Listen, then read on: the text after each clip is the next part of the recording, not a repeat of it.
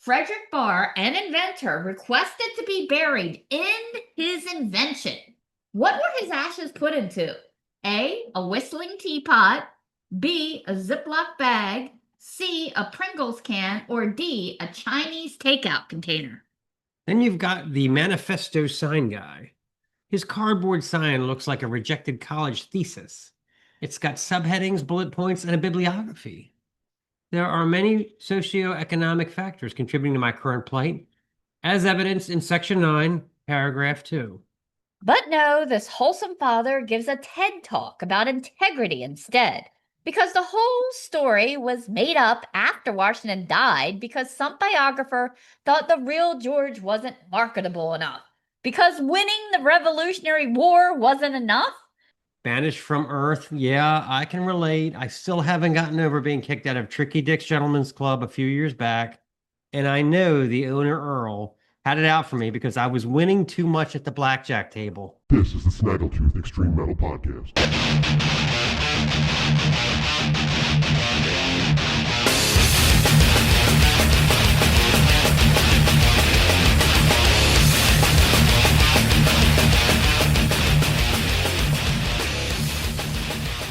Episode 24. And we have a cat. Yeah. With a zombie eye. Just in time for Halloween, he got hit in the eye with another cat. Now we have zombie eye cat. So Yes. We're putting drops in. He's very good about it. Yes. Hopefully we'll get him fixed up. Well, Stace and I, we both live and work in the city. And over the last couple of years, we've observed quite a few different genres of homeless people. It's like they all went to community college and took Branding 101. First, there's the safety vest politician. It's daytime, so I'm not sure why we need the neon vest or the headlamp, but to each his own. Then there's that big smile and political wave like he's running for mayor of the median strip. Sure, the construction company laid me off 2 years ago, but I've still got the swag. Taking donations, because a vote for me is a vote to clean up, this intersection. Yeah, very good. Then you've got the manifesto sign guy. His cardboard sign looks like a rejected college thesis. It's got subheadings, bullet points, and a bibliography. There are many socioeconomic factors contributing to my current plight, as evidenced in Section 9, Paragraph 2. Like, bro, forget the dollar. You should shoot for a book deal or a Lifetime original movie. I mean, The 7 Habits of Highly Unemployable People is going to be in every airport bookstore next year. We've come a long way since Jethro Tull, sitting on a park bench, eyeing little girls with bad intent. You know what the problem was with that album? They wanted to make the theme around a homeless person, but they drew the homeless person to look just like Ian Anderson. He didn't think to tell him, don't make it look like me. Yeah, so anyway. Then there's the windshield stalker. He can't be restricted to the median. He works the lanes. He's walking in between cars, staring his captive audience down. Hi, I'll be your intrusive thought for the next 37 seconds. Mm-hmm. And then you've got the sympathy multiplier team. The man, the woman, the kids, the dog, the partridge in a pear tree. These folks are taking a page from the Jehovah's Witness style of door-to-door solicitation. You can't say no to my 9-year-old and his collie, can you? And finally, there's the non-homeless, just down and out guy. Now, that's honesty I can respect. He's like, listen, I'm technically in a transitional phase, just between paychecks. And I'm like, buddy, aren't we all? You should see what I'm paying for Disney Channel these days. It's friggin' criminal. Have you ever seen the professional panhandler? The guy with the sign hanging around his neck like a sandwich board at a deli.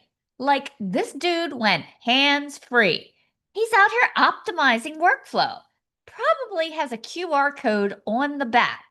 Sign always says the same thing. Anything helps. God bless. Like, anything? Anything? If I were to hand you a case of light bulbs, does that ease your burden at all?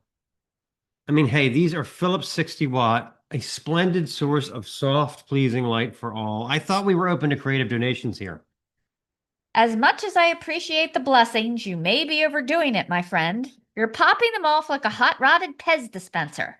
This homily is verging on psychotic, my blessed congregation. So, next time you find yourself at an intersection looking at a guy in a pink clown wig and aviator goggles and a sign that just says, good vibes, give him a little something for the presentation. He'll be more appreciative than those Disney Channel fascists, that's for sure. Fuck you, Disney Channel. All right. Want to talk about a feature interview? Or change the background? There is no change. That's 5 minutes ago. Our feature interview this week is part 2 of our epic discussion with Steve Austin from Today is the Day. Sure, we got into the making of the new album, The Epic Van Crash, and a cool round of blasphemy monikers last week, but now it's time to talk legacy. The man that has graced Amphetamine Reptile, Relapse, and The End Records talks about what's really important at this stage for someone so prolific with such an impressive back catalog. We really get in thick with Mr. Austin this week, so stay tuned and see. I'm going to go way back to the first album. This is Willpower. Stop with that already. No. Enough. Stop with that. No! I'm telling you, I look in your face and I know that you're lying!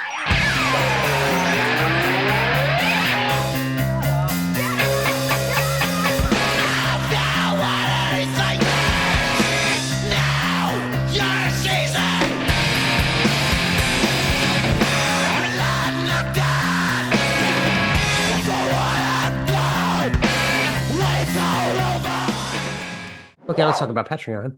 The site is patreon.com/Snaggletoon podcast, and for $6.66 a month, you get a small push cart on wheels loaded to the gills with Mark and Stace. Also, we promise not to egg you on Halloween if you become a patron. That's a good one. Yep. Yeah. We're going to egg everybody else, though. Yep. Yeah, so in helping this show, you are helping us help the underground music that we choose to promote. It's not cheap producing this show. It takes a lot of equipment. This looks like NBC Studios down here. You get to go to cool shows. Yeah. But we're always trying to update and make the show the best for you. And in return, we put exclusive content up there just for our patrons you can't see anywhere else, including YouTube. That's right. That's right. It's exclusive. And now it's time for something exclusively obnoxious. Hit it. And now it's time for Obnoxious Trivia! Okay, educational version of Obnoxious Trivia starts now. All right. So I need another beer for this. Hold on. All right. Let's go. Okay. Frederick Barr, an inventor, requested to be buried in his invention. What were his ashes put into? A whistling teapot, B, a Ziploc bag, C, a Pringles can, or D, a Chinese takeout container. His invention. If he wanted his ashes to be buried, not buried, but he wanted his ashes in not in an urn, in his invention. This is very non-educational. I like it. I'm going to say a whistling teapot. It was C, a Pringles can. He invented the Pringles can? He did. He invented the Pringles can, and he's apparently very proud of it. But there was some debate after he died because he just said he wanted to be buried, his ashes in a Pringles can. What flavor? Do you go? Did they have a lot of flavors back then? They had sour cream, barbecue. I know they have a lot. But they decided to go with original since, he was the inventor. I like that question. Very, very uneducational. I've already forgotten it. Okay. All right. A riot occurred in New York City in 1922. For what reason? A, trying to buy tickets for the very first 3D movie. B, fights over getting insulin for the very first diabetic treatments. C, portable radios hidden under top hats causing terror. Or D, men wearing straw hats in September. These are all ridiculous. I really like this. I'm going to go with the worst one. Portable radios hidden under top hats causing terror. No, but that did actually happen. I don't know why you would hide it. I don't even want to explain Radio. it. Like, I don't even need to understand it. I just like that phrase. I like that sentence. Portable radios hidden under top hats causing terror. It was actually men wearing straw hats in September. It was one of those fashion rules, like you're not supposed to wear white after Labor Day. Okay, right. You weren't supposed to wear straw hats. So many men were still doing it. Other men started grabbing the hats and stomping on them, and then they all started fist fighting, and this kept happening all over town. It was like the fashionistas. Yeah. Wow. Okay. It's actually called the Straw Hat Riot. This is great. Okay. This is feeling like the other show. Okay, number 3. In 1948, Idaho Fish and Game relocated dozens of beavers using what method? A, by loading them into a dump truck full of fish. B, by loading them into crates and parachute dropping them from planes. C, by floating them downriver on rafts labeled SS Damn Good. Or D, by convincing Boy Scouts to carry them one by one into the wilderness via backpack. Beavers? Yeah, they needed to relocate them because there were too many and they were encroaching where they were building, so they wanted to move them. I'm going to go with floating them downriver on rafts that said SS Damn Good. As cute as that is, It's wrong. Okay. they actually loaded them into crates and parachuted them out of planes. Wow. Only one of them didn't survive because he got antsy and got out of his crate and plunged He's to his death. skydiving beaver. 70-some. 1,000. No, just like 70-some. It was like 76 or 72. I think it was like maybe 77 and 76 survived. And then as they landed, the crates would pop open and they could go about. Skydiving beavers. I like it. Okay, number 4. In 1979, a small town in Oregon briefly banned what for being a tool of the devil? A, yo-yos, B, tarot cards, C, magic 8 balls, or D, Dungeons and Dragons. It's got to be yo-yos. That is incorrect, sir. You're Dang. over 4. Dang It it. was Dungeons Dragons because of all the dice throwing and spell invoking. Actually, more than one town over the years has banned it as being. Dungeons and Dragons? Well, think of it. Remember the upside down and the Yeah. demigog and the casting spell. I never played it. Sorry. I know it's not very metal to say played that. it once or twice, but I could barely make it through Monopoly. It's already 4 hours. yeah. So they, but eventually they did recall the ban. Wow. Okay. 0 for 4. This is obnoxious trivia. Great. Everything on the show, even parachuting beavers. That sucks. I thought for sure it was yo-yos. Okay. It's time for our Snaggletoon. And we're going to call it History's Greatest Fibs. Ever notice how some of America's most cherished stories sound like they were written by vagrant teenagers guzzling Robitussin? So many of the stories that we take as 100% fact were just fare for the Lifetime channel, concocted hundreds of years after the fact. George Washington, the man, the myth, the hatchet enthusiast. So the legend goes, 6-year-old George chops down his dad's cherry tree, and when confronted, he's like, "I cannot tell a lie, father." Obviously, whoever came up with this whopper has never been a parent. If they were, they would know that at the age of 6, most boys are discovering the magic of lying. A 6-year-old will look you dead in the eye with a chocolate all over his face and say, "Hershey bar? What Hershey bar?" Who thought it was a great idea to give a 6-year-old a deadly weapon unsupervised in the first place? And Washington's dad supposedly says, "Glad am I, George, that you murdered my tree." Really?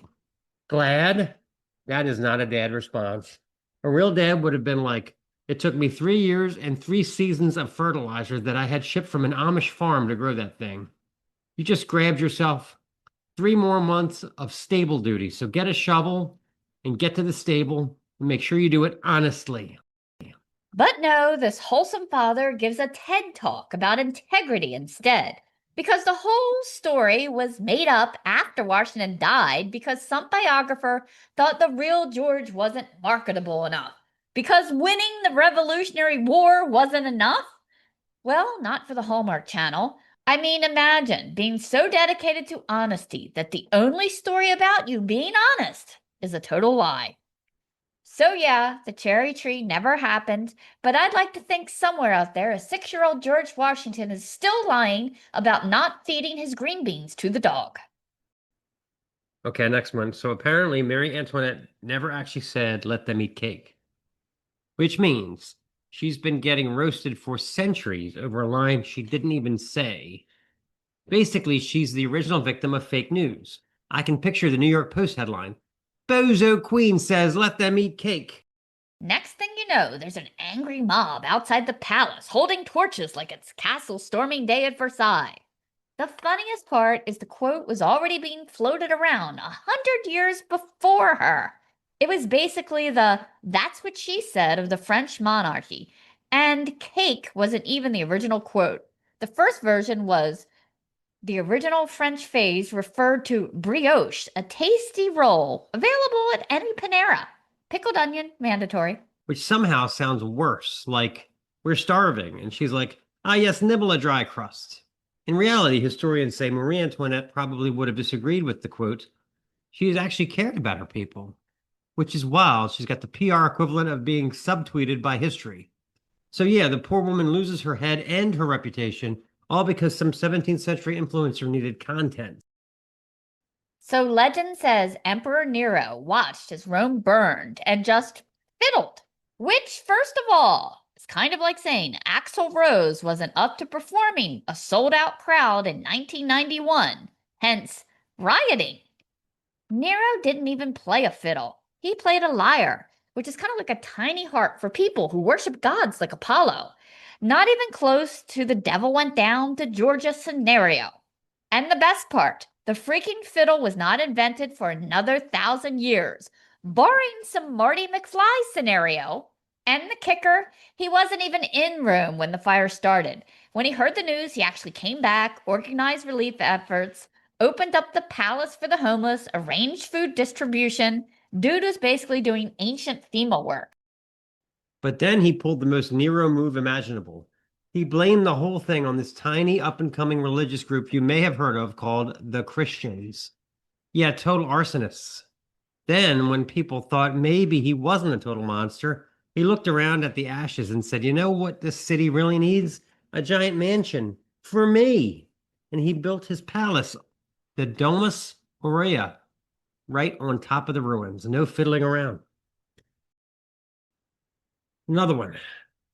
So you've probably heard the story. Lady Godiva, noblewoman of Coventry, gets fed up with her husband's sky-high taxes and decides to make a statement. Her husband, Leofric, clearly not a jealous guy, says, sure, honey, I'll lower the taxes if you ride naked through town. Real stand-up guy stuff. Babe, I'd love to help the poor, but first, how about a little streaking?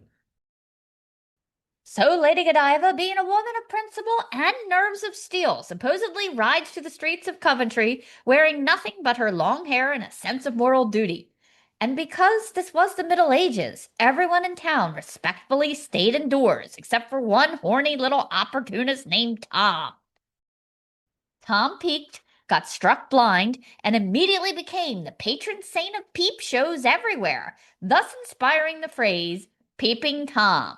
It's got everything. Morality, courage, voyeurism, divine retribution. It's like the Bible meets Bridgerton, except almost none of it actually happened. Lady Godiva was a real person. Her name was Godofú, which sounds less like a noblewoman and more like a noise you make when you have a cold. Godofú. And yes, she was married to Leofric, the real Count of Coventry. But contemporary records describe her as pious and generous, not rode into town buck naked for tax reform.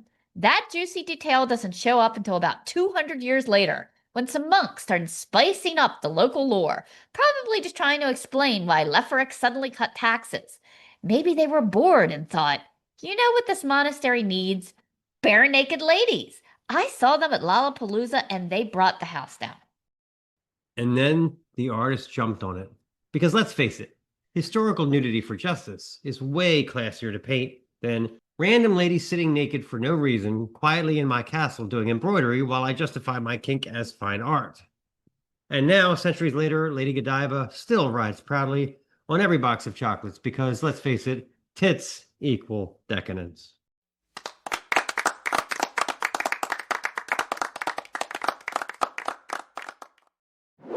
I can't take it anymore. This is Today is the Day with I Got Nothing.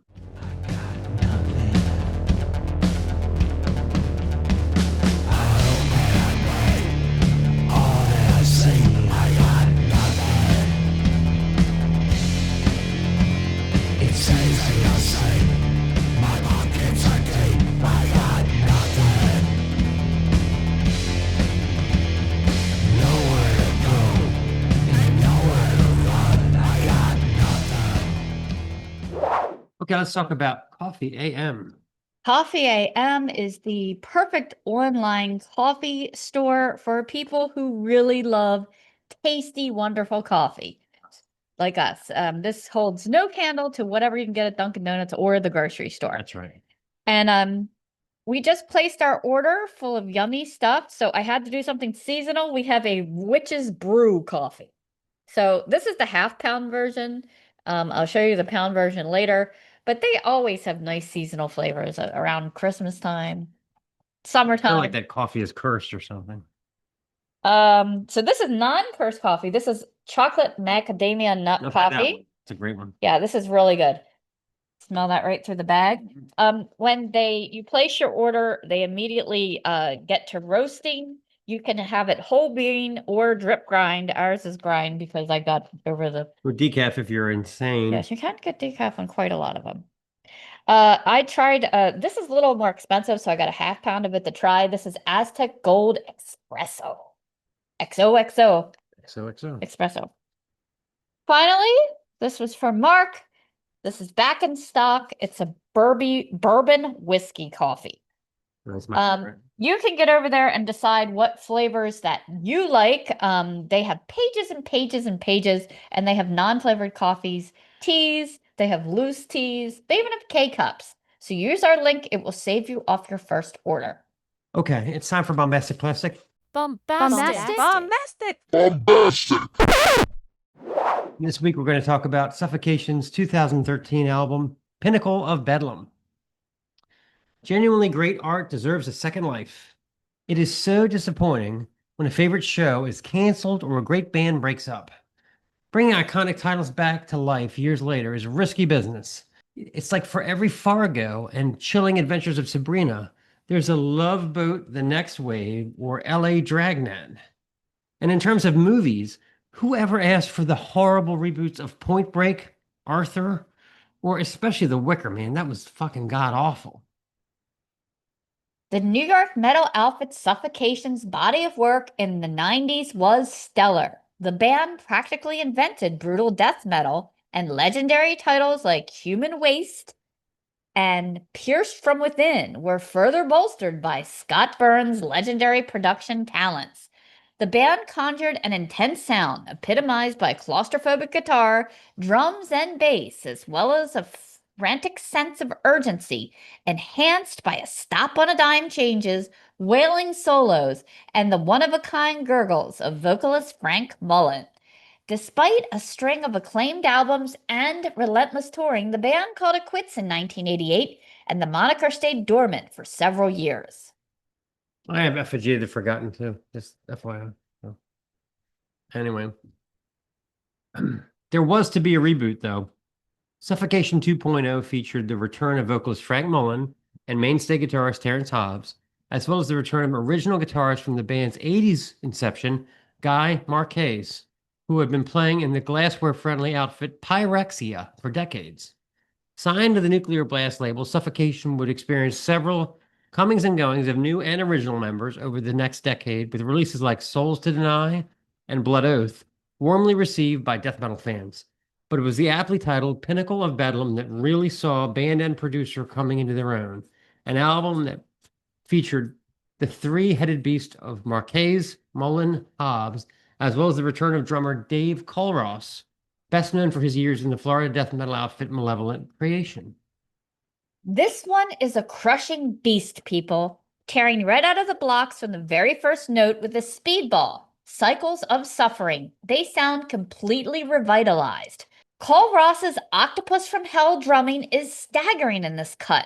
The guitars of Hobbs and Marche showing a knack for harmonic squeals and dissonant harmonies. Eminent Wrath is another head-turner, kicking off with a nimble, melodic lead from Hobbs over a skulking, chromatic riff. The song settles into the first verse with Cole Ross blasting and rolling furiously, Frank croaking a downright hooky chorus. The sun burns black, faith eclipsed, hope devoured. Sounds like a Hallmark card, doesn't it? Let's play a clip. This is Eminent Wrath.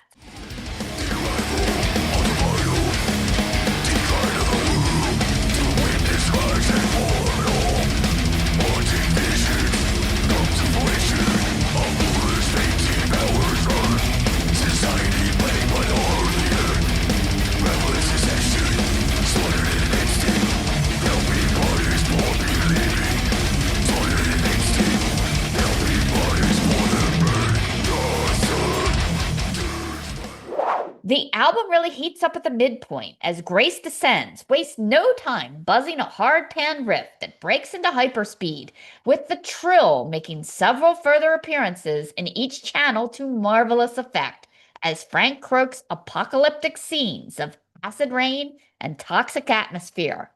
Hobbs unleashing an uber hooky lead at the track's midpoint. Soon I realized the lyrics have an edge of melancholy with themes of our inevitable demise, coming to grips with death, a life that's not worth living, downright reflective considering the hammer horror lyrics of the early records. Sullen Days is the high point of the disc, no question.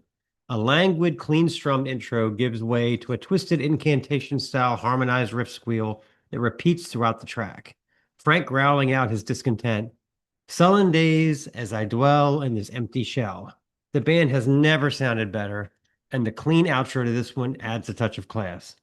It truly was a pinnacle, but one that wouldn't last, as the next album would shift the lineup, adding two relatively unknown players with no connection to the band's original inception. But this one remains the crown jewel of the Suffocation 2.0. It's even more satisfying than getting rid of a corpse in your backyard with a wood chipper. You know? Get it? Let's play a clip. This is Sullen Days.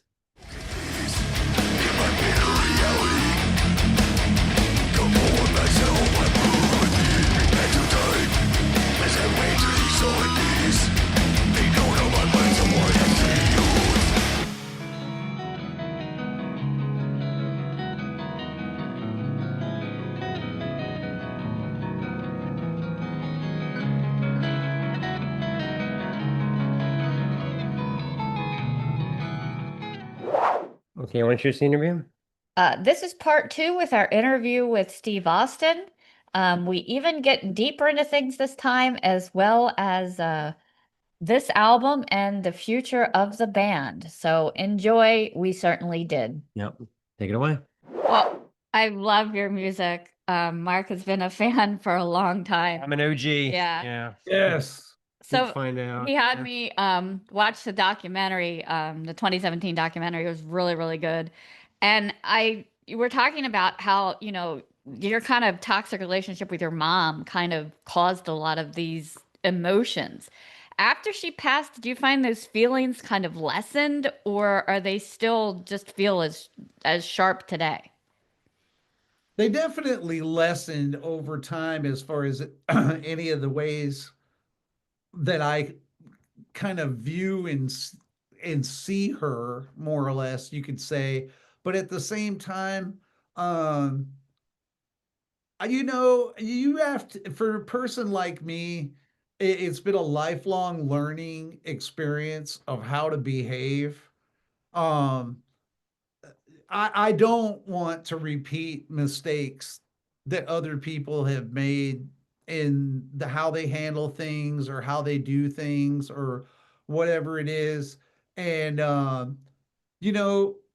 she had a way of like being ultra disturbing, like on the spot, and it was with her voice and with her volume, and I guess you could call it like her attack. And so, it's like when you come to realize those things, especially if you're somebody who cares about trying to make themselves a better person as life's journey goes along, I, realized you better be cool about yelling, or don't react like this. Don't react. this. Don't you don't want to. I mean, I naturally am a high-strung person a little bit. I get a lot done during one day's length of time. I'm constantly Right. doing stuff. And but I'm calm, because it's like when you've raised two young boys or whatever, like they're 24 and 21 now. Hopefully if you did it right, you definitely learn patience and coping skills and, understanding for people and whatnot. And I'd say that's the legacy that's just left over, is that whenever you've been around somebody, even after they're gone, they may not be doing something to you directly, but character traits that you learned from them sort of still live on in you, Yeah. because that's what you were, You don't what you don't want to do. what you Right. don't want to do. It's what you were conditioned to understand as normal, you know. Yeah. And obviously I don't really like that kind of stuff. Like, meaning like it's like my house was a war zone, like nonstop of just screaming and yelling and screaming and yelling and crazy stuff after Mm. crazy stuff. Um, it seemed like my whole, from the time I was born up until, like, say, like when I moved out and whatnot, it just seemed like this really weird um roller coaster ride of negativity and like hatefulness and craziness. And and it's like after I became a young man and on my own and stuff, it's like, yeah, I used to scream at people and like go crazy and shit. Yeah. I would get mad about something, and like I learned from a black belt in Yeah. how Yeah. to destroy you with words. And uh a top 10 A+ hitman. And I realized early on, like, it's like, hey man, this is exactly like your mom. Like, Yeah. it's like you got to stop doing that stuff. It's like Yeah. it is not rational. It is not sane. It's like crazy. And like, and so I started working on it a long, long, long time ago. Now, these days, just about anything could happen around me, like the roof fall in or something, and I'd be standing here like going like, Well, that's good. That's good. You see? Yeah, my parents were my father was abusive, my mom was an alcoholic. And the way I cope is people say, Mark, are your parents still alive? And I go, I don't know. yeah, But then that sets the tone. And my brother and I, you know how like when you're young, when you're a kid, you have completely different, like you're flying here, worried about like who you're playing with and music and whatever else. And then the adult world's up here where they know who got drunk and who had to get carried out of the Cub Scout meeting and all that stuff, right? I talk to my brother every couple of weeks and we analyze the shit out of that. We're like, all right, something went on at that Cub Scout meeting. You know what I mean? Like, right. we'll never know the truth, but there was obviously some kind of shenanigans going on. And now that we're adults and we're parents, we got to figure this out. Right, You right. know what I mean? It's just like, yeah. So, and we always say, if you have abusive parents, it always makes you a more interesting person. But I would like to be less interesting. Yeah.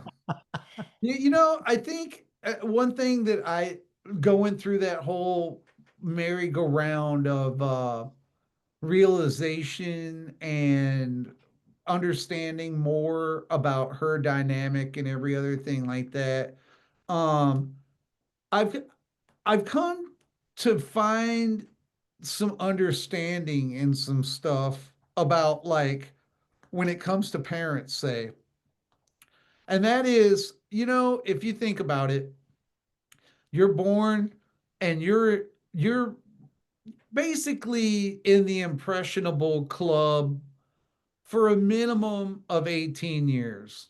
That's when you Right. turn an adult. So 18 years, some of them years, you don't even know what the hell is going on, like the Yeah. first 5 years or whatever, So now you got 13 left.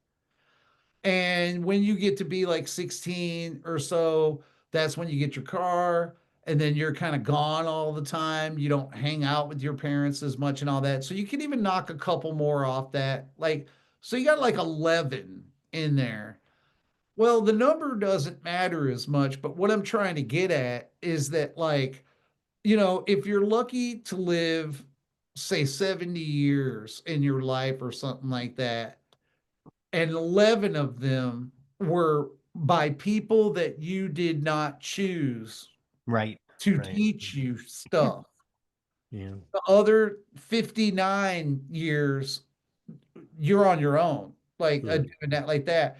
It kind of makes you, because I know even with me of being a parent, a, a lot of people don't realize it's like when you're a parent, you're a human being and you have trials in life. You have things that don't go the way that you wanted them to.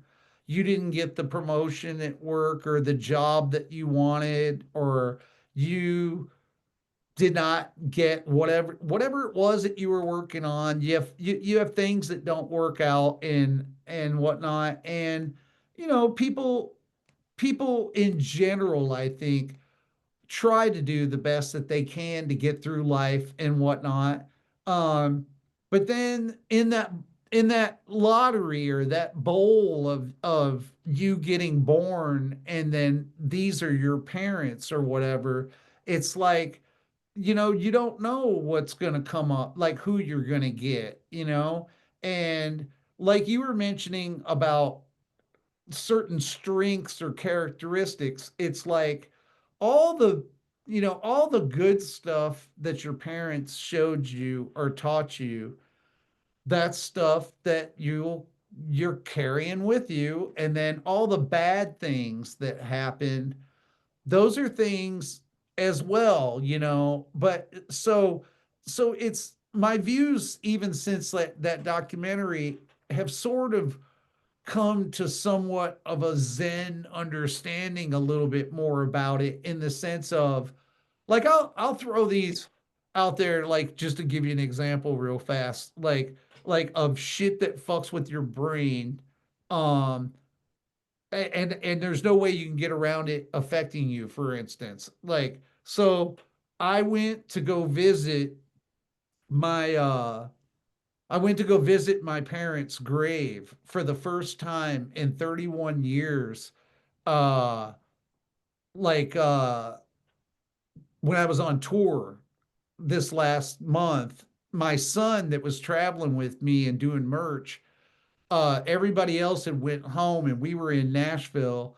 So we decided that we would stay extra day, hang out with some of my friends that I grew up with, and then spend a day going to, like, the house that Hank was born in, the house that I was raised in, and then all in a row on I-40 East in Nashville. As you head towards the Smoky Mountains, all these things are sequentially in order that you get to. And so once we got up there, we went to where my Austin family's from. And like, it was crazy because, like, when we went to the gravesite, on one side is my dad and on the other side is my mom. And I don't know why they did this. I don't even know if they do this on purpose, because I don't know that much about funerals or gravestones or whatever. But her name had, like, her maiden name written on it over here. And then over here, his name was written the normal way. And because of the stuff that you heard about in, like, that documentary, I naturally gravitated over to his side of that tombstone. Right. And I knew my son was standing there with me, and I did not want him to think that I'm biased off onto only his grandpa. So I kind of Right, paid right. attention to both things.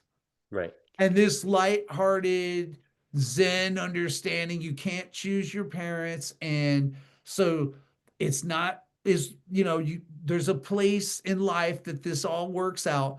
I was back home about a week ago and I was doing a cleanup in my bedroom, and I came across a little, like, notepad that my dad kept. And I was flipping through it or whatever, and he would like do a diary on anything. He'd probably write a diary on a cocktail napkin, but he had this little thing and it said like the date, and then he tells you what he did that day or whatever. And over to the side over here, I read some shit that was like, so as of today, I am officially homeless Oh, and wow. do not own my home anymore because she took the dude's house. Wow. And I'm like sitting here reading this shit like 4 days ago. And Wow. and I'm going like, what? Like Wow. because get this craziness that wasn't even in that documentary that is that when she died and I had to go through her stuff to box it up and do whatever and all this stuff, I discovered that she had been cheating on my dad for 15 years.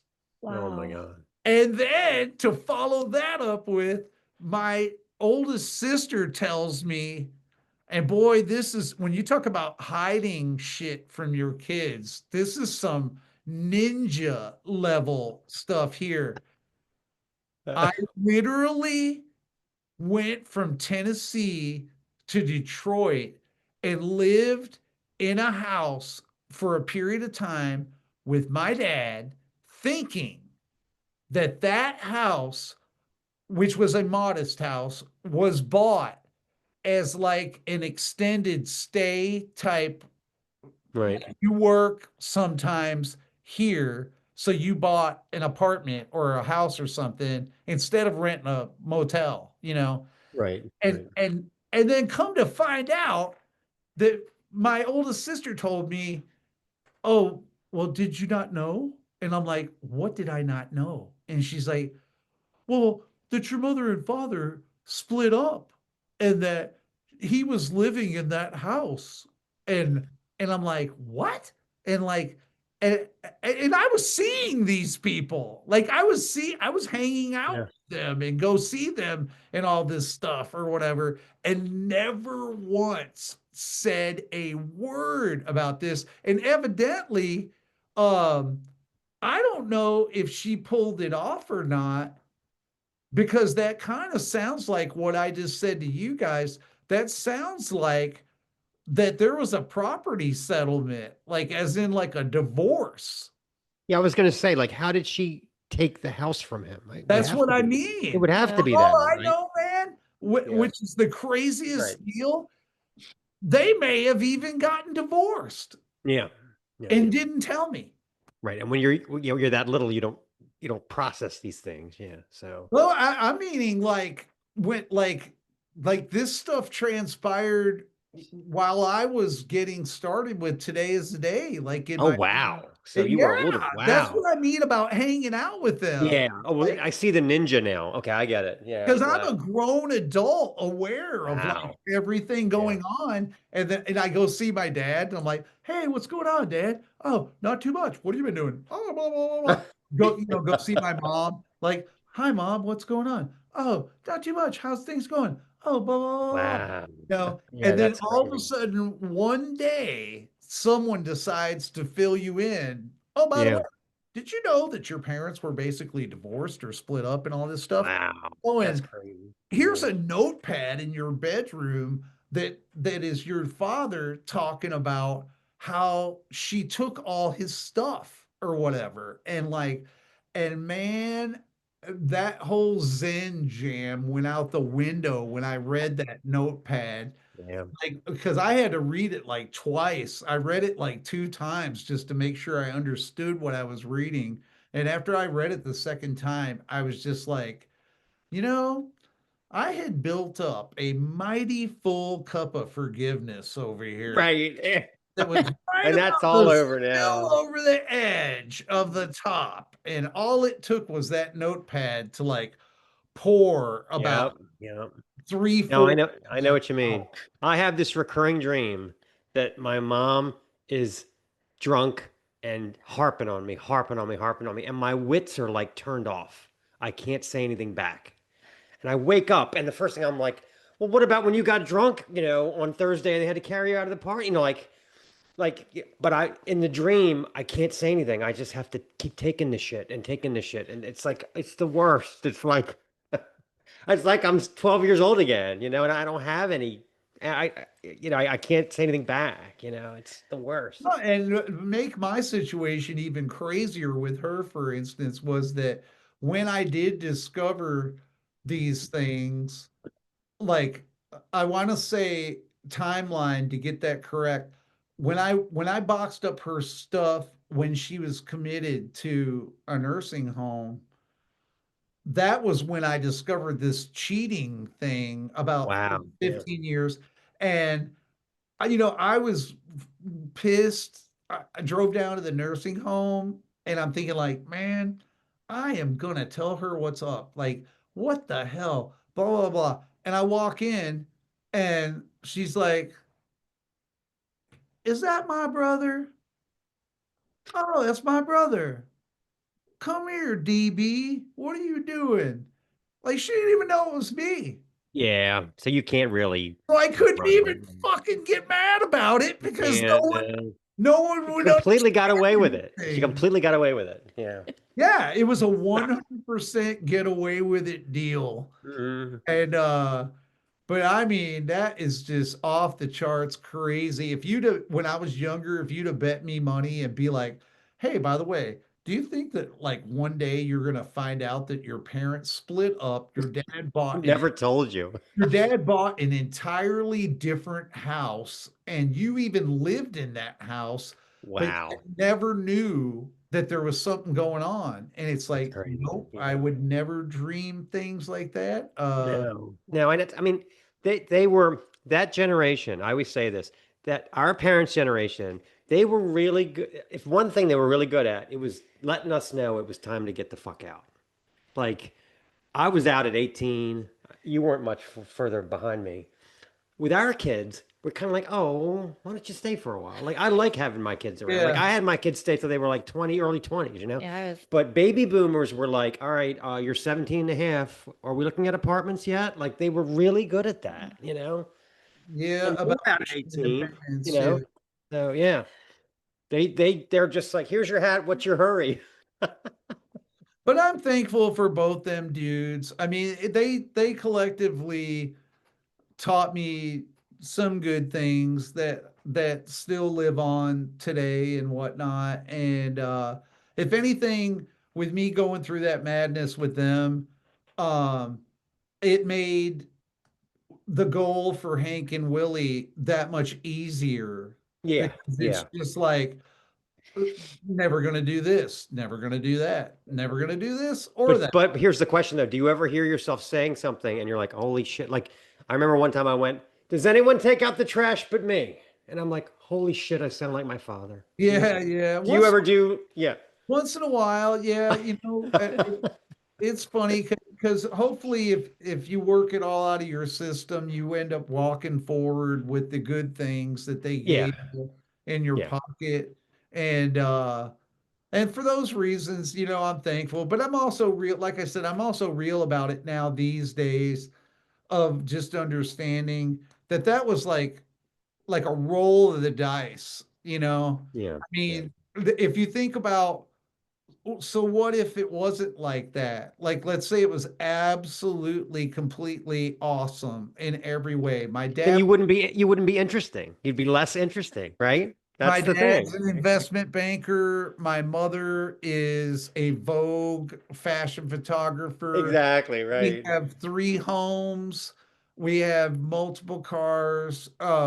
You would have been a commercial real estate broker with, 3.1 beautiful children, like that's, yeah.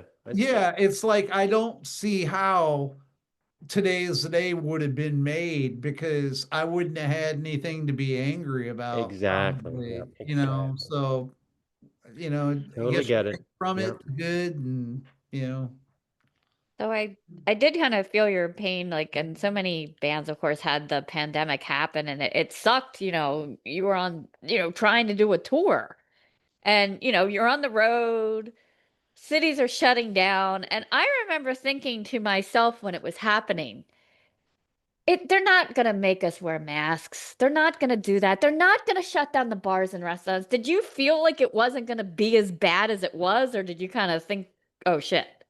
Um, it's funny because like that record came out, No Good to Anyone, on February 26th, and that I know that Oh, that was right when it all, was yeah, that's my yeah, younger son's birthday, yeah. and I was on the road and on tour, leaving from Maine, coming down through the South and heading to Texas.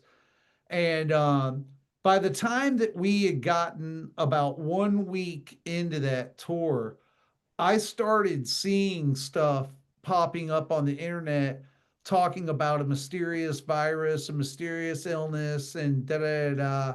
And and I, while I was reading it, I kept thinking like, you see this kind of stuff from time to time. They'll always come up with, oh, there's a new kind of flu, or there's some new kind of whatever doing this or that.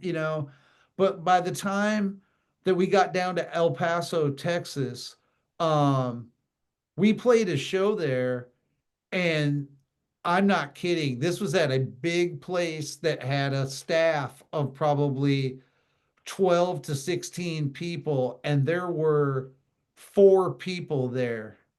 Oh, wow. Oh my And God. I was like, what in the hell is going on? In Like, Texas, no less, too. Wow. yeah, in El Yeah. Paso. And when Yeah. we drove into the town that day, like it looked like a scene out of The Walking Dead or Yeah. something, like meaning there was no people on the Right. streets, there were no people Crazy. anywhere.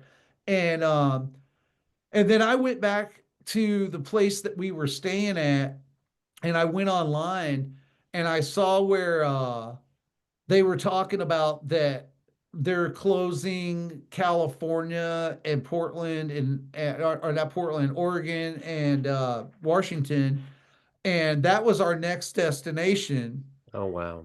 was San Diego. And so I thought about it. I didn't understand it. Um, but I just knew that that was a non-negotiable one, that there was nothing I could do about it to get them to open the state up to let my band play. So I'm gonna go home. And so I had a talk with everybody that was on the tour, let them know that we were going home.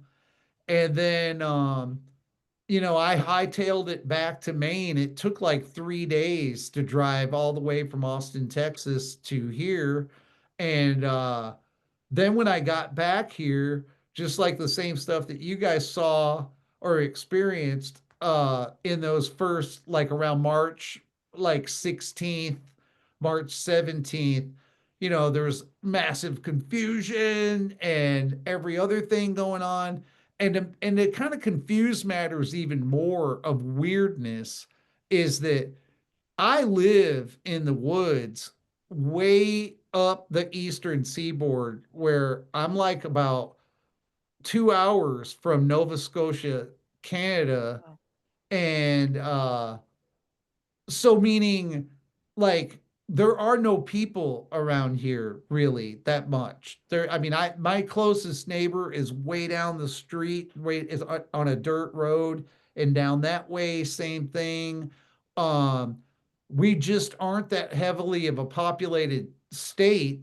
Right. And so when I came back here, and you're seeing all this stuff on TV of like COVID, and this is a animation of what it's like, and da, da, da, da, da, da. We're like sitting out here in the middle of the woods, Yeah. going like, and where are we gonna catch this COVID at? Like around, like meaning, like this is not like that. Like we don't go in large groups or something, Right. all Right. the. And so um I to this day I have a problem with that time period. COVID was obviously a very bad thing. There's no two ways about it as far as an illness attacking, especially the old folks, a lot, and deadly to them, a lot of them. And so I don't underestimate the severity of what the virus was like as far as what it was doing. But I also, you know, I, I've been alive long enough to know that if you do certain different things, you're not going to get a good outcome about what's going to happen. And what I mean is that, like, I disagree with the way that our lives were managed during that time. Um, there are other parts of the world that handled it differently. Like Sweden, for instance, did not lock down, did not do that. They basically did a deal of evaluating the real data of who is this affecting the most. Let's make sure that those people are cared for and out of harm's way. But oil has to flow from the East Coast, Right. West Coast. Groceries have to make it to a store. Electricians have to put wire in. Buildings have to get built. Uh, Right. this was not the bubonic plague, is Right. all I'm saying. And what I Yeah. mean in that, and I know we've all heard these arguments online by different people, like, oh, like, would you want everybody to die? Or like, da, da, da. It's like, Exactly no, right. I obviously would not want me or any of my family members or any friends or anybody else to die. But I don't think when something of that magnitude happens that this is, like, if there ever was a democratic moment when you should have a vote in something, I think something like that definitely calls for one. Like, Yeah. meaning, like, we have two ways to go about doing this. One idea is to close this dude down. The other idea is to use precautions and do it a different way. Right. Since this is going to affect your lives so greatly, we feel it would only be right to let the people speak. Like, what do you want to do? So that we Yeah. are all in this together. That phrase during COVID, we're all in it together. Right. But instead, you throw in the ingredients of politics, of corporations, people who are uh, crafty about how to make money out of tragedy and things like that. Um, and you get all these different people with ulterior motives Yeah. working on the same problem. Well, you might not get like the perfect solution about it because there's too many vested interests going on. I mean, obviously, by closing the country down for that long, Walmart and Amazon, bring on the pandemics, more pandemics. You know, if we could have Yeah. a pandemic every week, I'd have one. Yeah. You know, Totally. Yeah. because Yeah. those guys just blew the vault door wide open during that time. They were the only game in town about being able to get anything. And um, so if you could only imagine lobbying with people, and maybe you got lobbyists that can put a bug in somebody's ear in politics, would it be good for us or would it be bad for us? Well, it would be good for us. Well, then why don't we lobby this bro to go that direction or that one to go that direction? So it's very complicated and more complicated than probably I or anybody else could ever unravel. But the main point of it is that if it ever happened again, or anything like that ever happened again, I would feel a hell of a lot better about it if I had a vote in the matter, Yeah. and No, I agree with just you. to be told what to do. And like, again, everybody has their own beliefs. I'm not pro or against whatever. I'm more like pro, like, like, I'm me. I will protect my loved ones. I will protect my neighbors. I will do everything that I can. But to me, that's a balanced nuance, because if you go off the deep end about it, then you see what happened to, like, tons of, like, businesses being closed forever for housing and rental and all this stuff. There were people that camped it out for years, and then the owner of the building or the apartment loses the entire building, loses, all this stuff was not minor, stuff. It's like a lot of people tried to minimize it in making fun of anybody who disagreed with anything about it, Yeah. as I remember like, that. Yeah.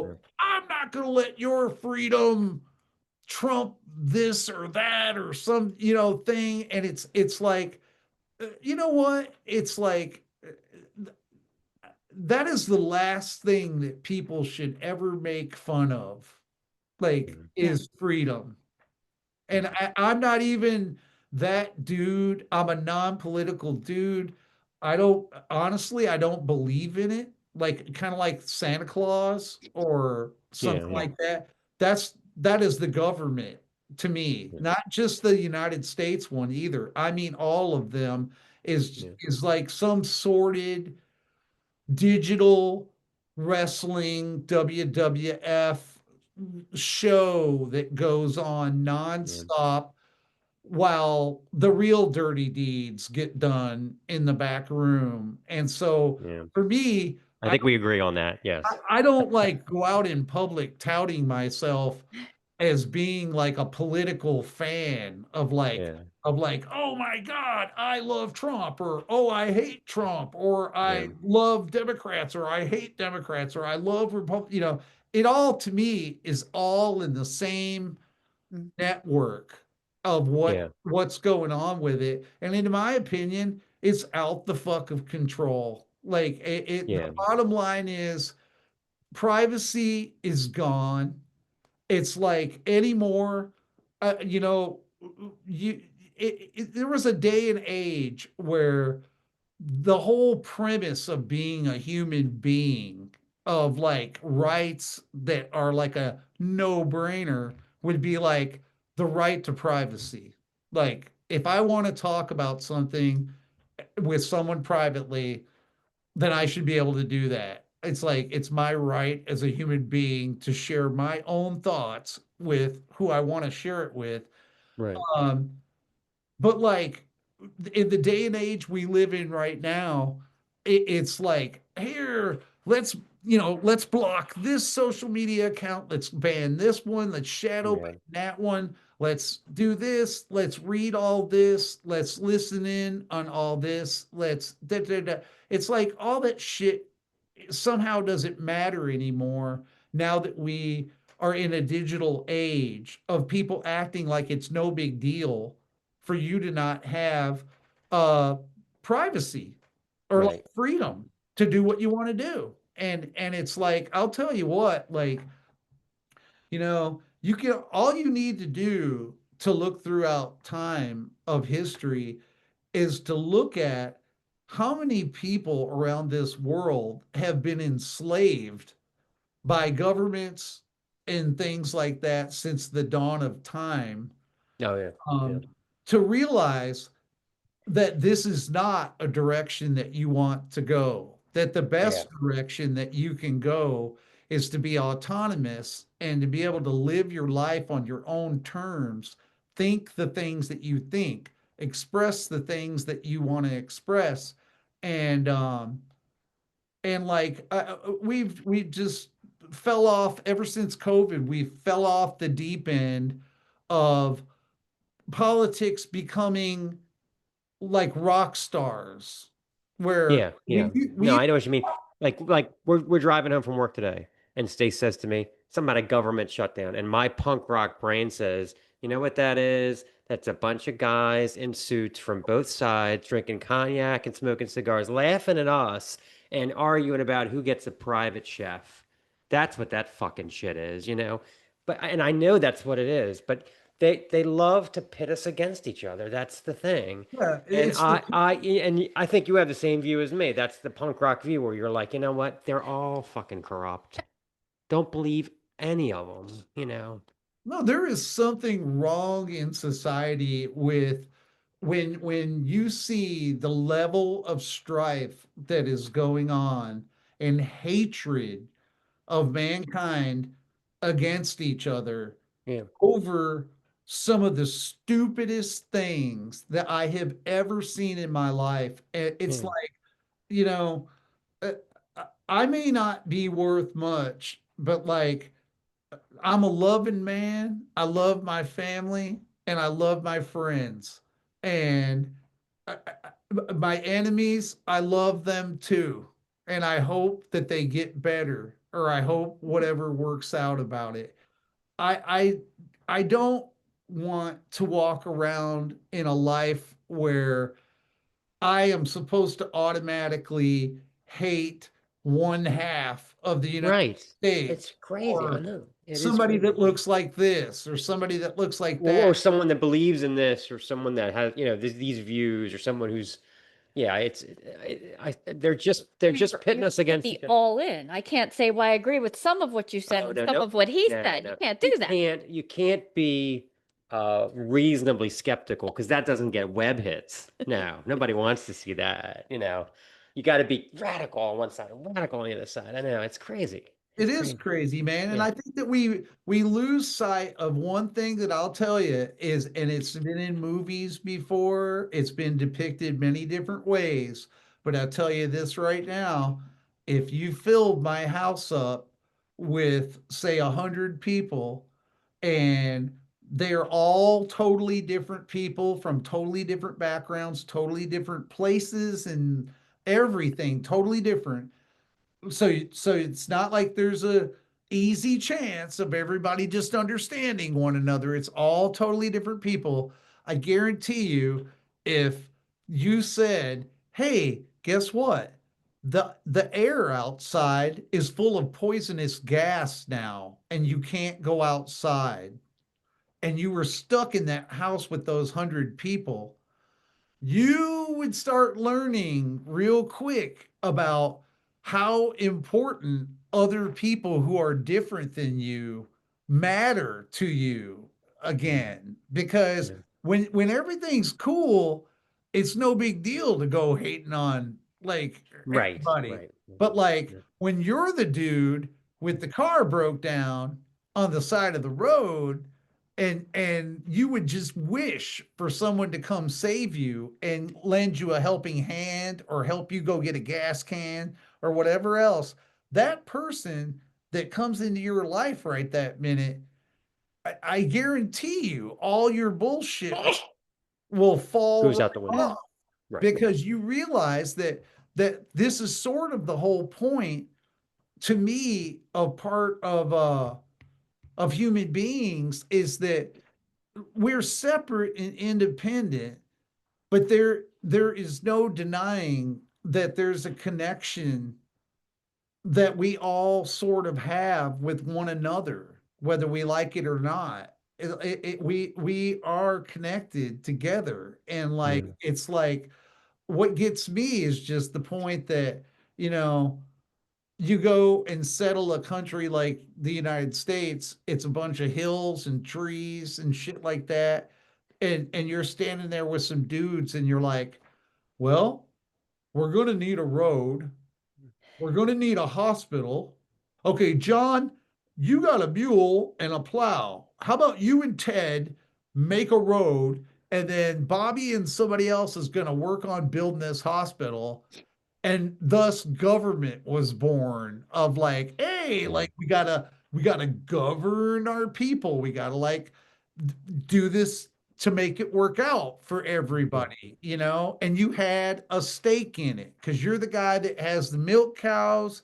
And if the dudes build the road, then the wagon can get down there and then he can get the milk Right. and send it back this way, you know. But now the way all this shit is now is just I would literally question anyone if I was at a party and somebody turned to me and said, I was like, hey, what are you doing? Oh, not much. What do you do? Oh, I play music. Oh, really? What do you do?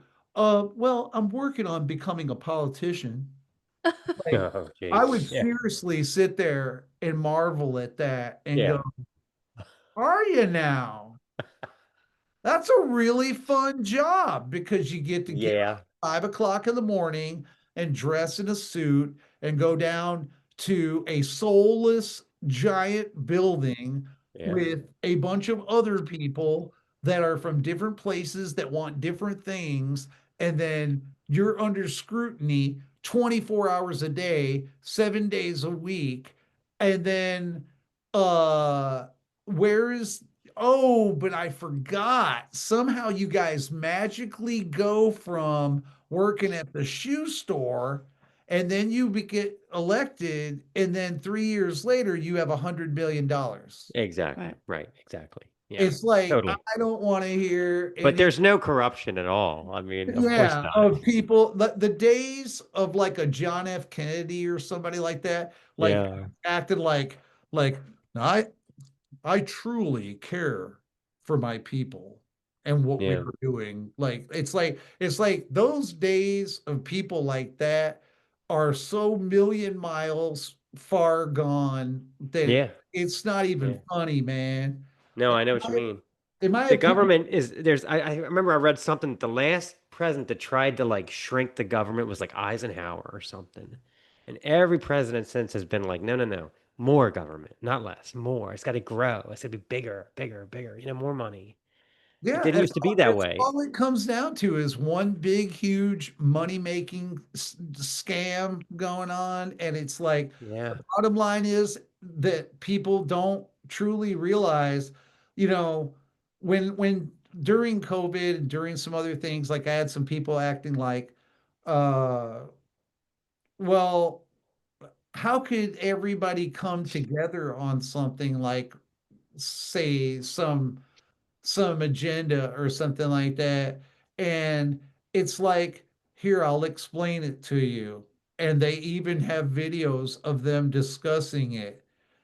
There are people, they are at the top of the top. And when I mean top of the top, I do not mean like rock star or movie star top of the top. Oh, you got a Lambo. Woo. I'm talking people who own like half a country and Right, right, right. shit like that. Like the Those, 1%. yeah, Yeah.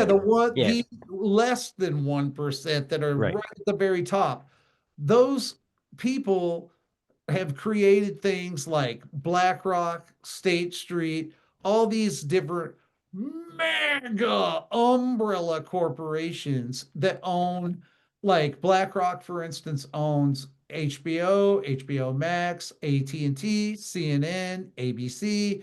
That it's like the list goes on and on forever. Wow. And so when you have that kind of power out there, which is like we're talking unlimited wealth beyond belief, and then there's little chasms of it where it's more than one, like BlackRock and then Vanguard in this one.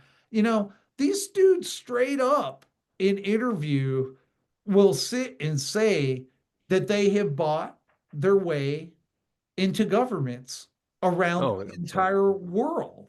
And so, I mean, when you hear that and think about that, of how crazy that shit is, it's like, okay, so in other words, you're saying that almost all decision making about things going on, that there are people that are of the ultra wealthiest who can kind of puppet strings Yeah. make things happen the way they want it to, and that's who is the enemy. That would be the enemy. Like, because there's no it's a rigged playing field. It's like Yeah. you're not getting true representation like when it's like that. Obviously, like the Amazon and Walmart example I used, it's just stuff like that right there. I mean, we're not talking about, pocket money, some luxury cars. We're literally talking about people who can change the world with how much money they have, and they're out to do it. And as long as somebody is open to corruption and whatnot, I mean, Yeah. they're selling, there's people buying, and Yeah. and I now hear you. and now we all now what do we all do? We all like hate each other. Like, it's Yeah. like, oh gee, I wonder why would anybody ever, you know, start doing stuff like that? And it's like, because if you're divided, they win. That's Yeah. the way it works. That's really cool. I wanted to ask you, so you've had so many different people play in Today is the Day, from Seth Putnam, Jackie Gratz, Brandaler. This new album's got, David Brenner and Aaron Polk on it. How are you what's the secret to working with all these different ingredients, but the music still sounds like Today is the Day? Like, I don't know on that one. I think I've just been very lucky and fortunate throughout my life to run into or know other musicians who happen to be some pretty crafty, talented people. And it's one of the things that I'm the most grateful for, because I get inspired by other people hugely. And a lot of times somebody would say, look at something like this and be like, oh yeah, you're one of those like Trent Reznor guys that you don't want anybody to be around, and you got a sign on the studio door that says stay out, and no right. no one gets a say in anything because you're a control freak, and it's like, I am absolutely the opposite of that. Like, all I do, I feel like, when I'm on tour or working in the studio is asking questions, which is, what do you think about that? What do you think we ought to do? What do you think? Or do you what do you think about this? Or whatever, Yeah. because bouncing shit off of other people is just so important, especially people that you respect and admire.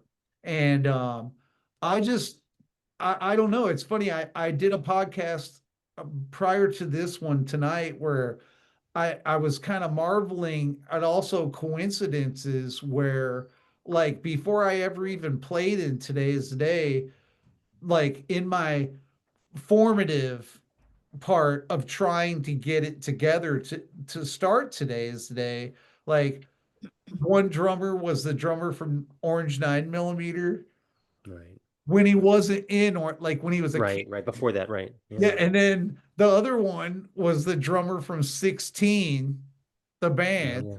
Yeah. We've had. and like, Love Bobby. yeah, just kids, you know what I mean? Like that you would we were just kids that lived near each other, and it's like, hey, I'm working on this music stuff. You want to jam, you know? And and throughout my life, it's funny because if I kept going, it's these weird happenstances of knowing this person, or I met that person and we played music, or we were friends, or some, Yeah. Yeah. Yeah. before they ever did anything or did Yeah. whatever, Yeah, we and interviewed somebody one time. I forget who it was, but they said basically there's 100 people in the underground, and that's kind of what you're talking about, where you're just like, there's just you keep you're bumping into right. the same people. That's a good Yeah, way of looking at that, man. Is that I think that it's part of it is the coincidence of there's not as many people involved in it yeah, probably, and that's how you wind up just by chance jamming with, so and so or this person or that person. But Right.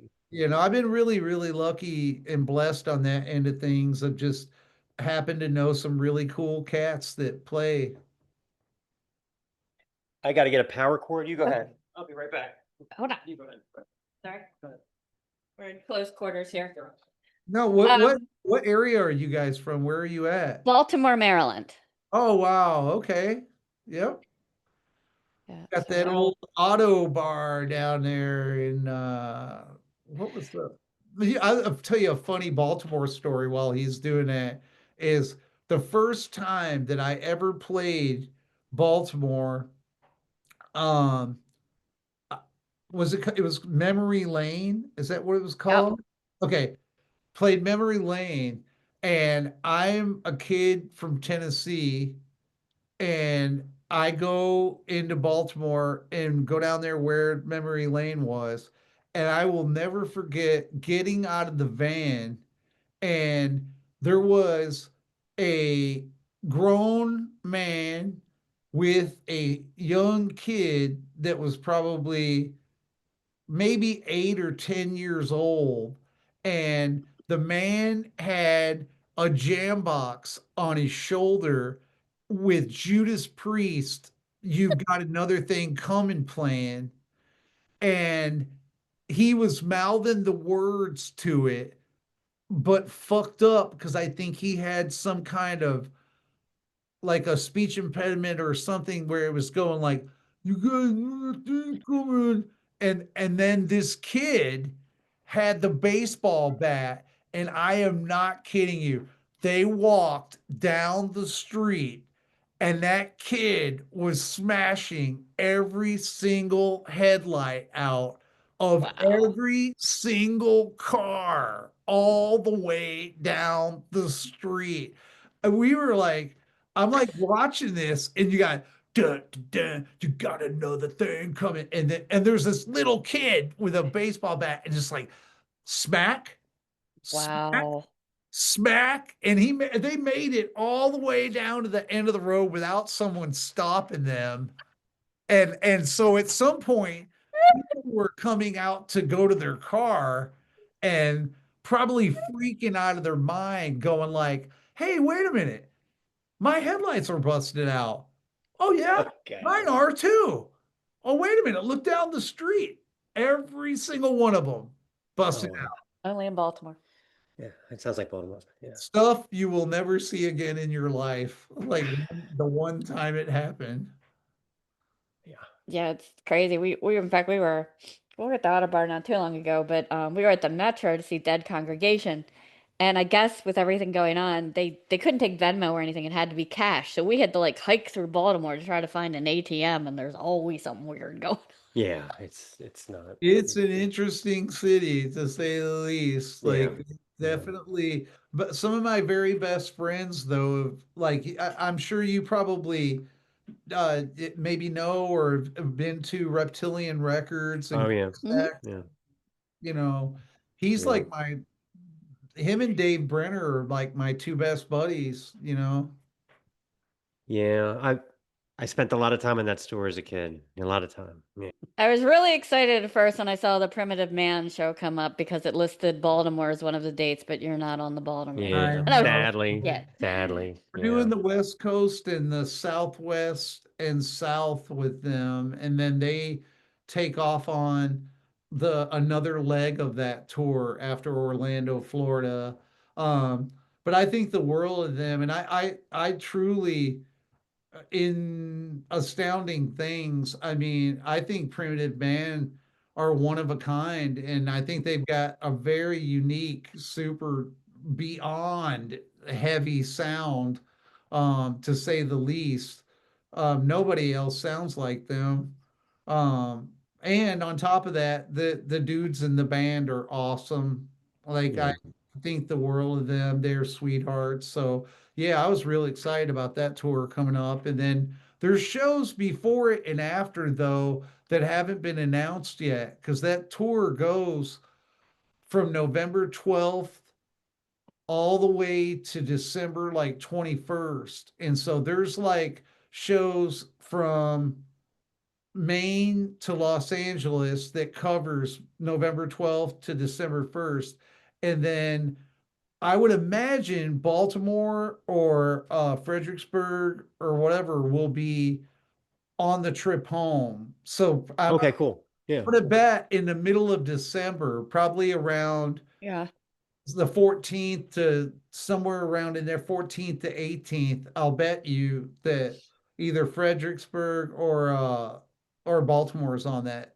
Yeah, if you Yeah, do Baltimore, we'll be there. They're, We'll be there. Yeah. they're at the Metro because we've had Great Falls on the show too. So I thought, oh, We love that Great- might be a twofer, we but love- then I we love realized you Great guys Falls. were there. Yeah, yeah. So I want to ask you, so in the documentary, you do a really good job of kind of describing the grind of, well, first of all, the question that how come everybody can get paid except musicians, and now we have to tour relentlessly to make any kind of profit, you know.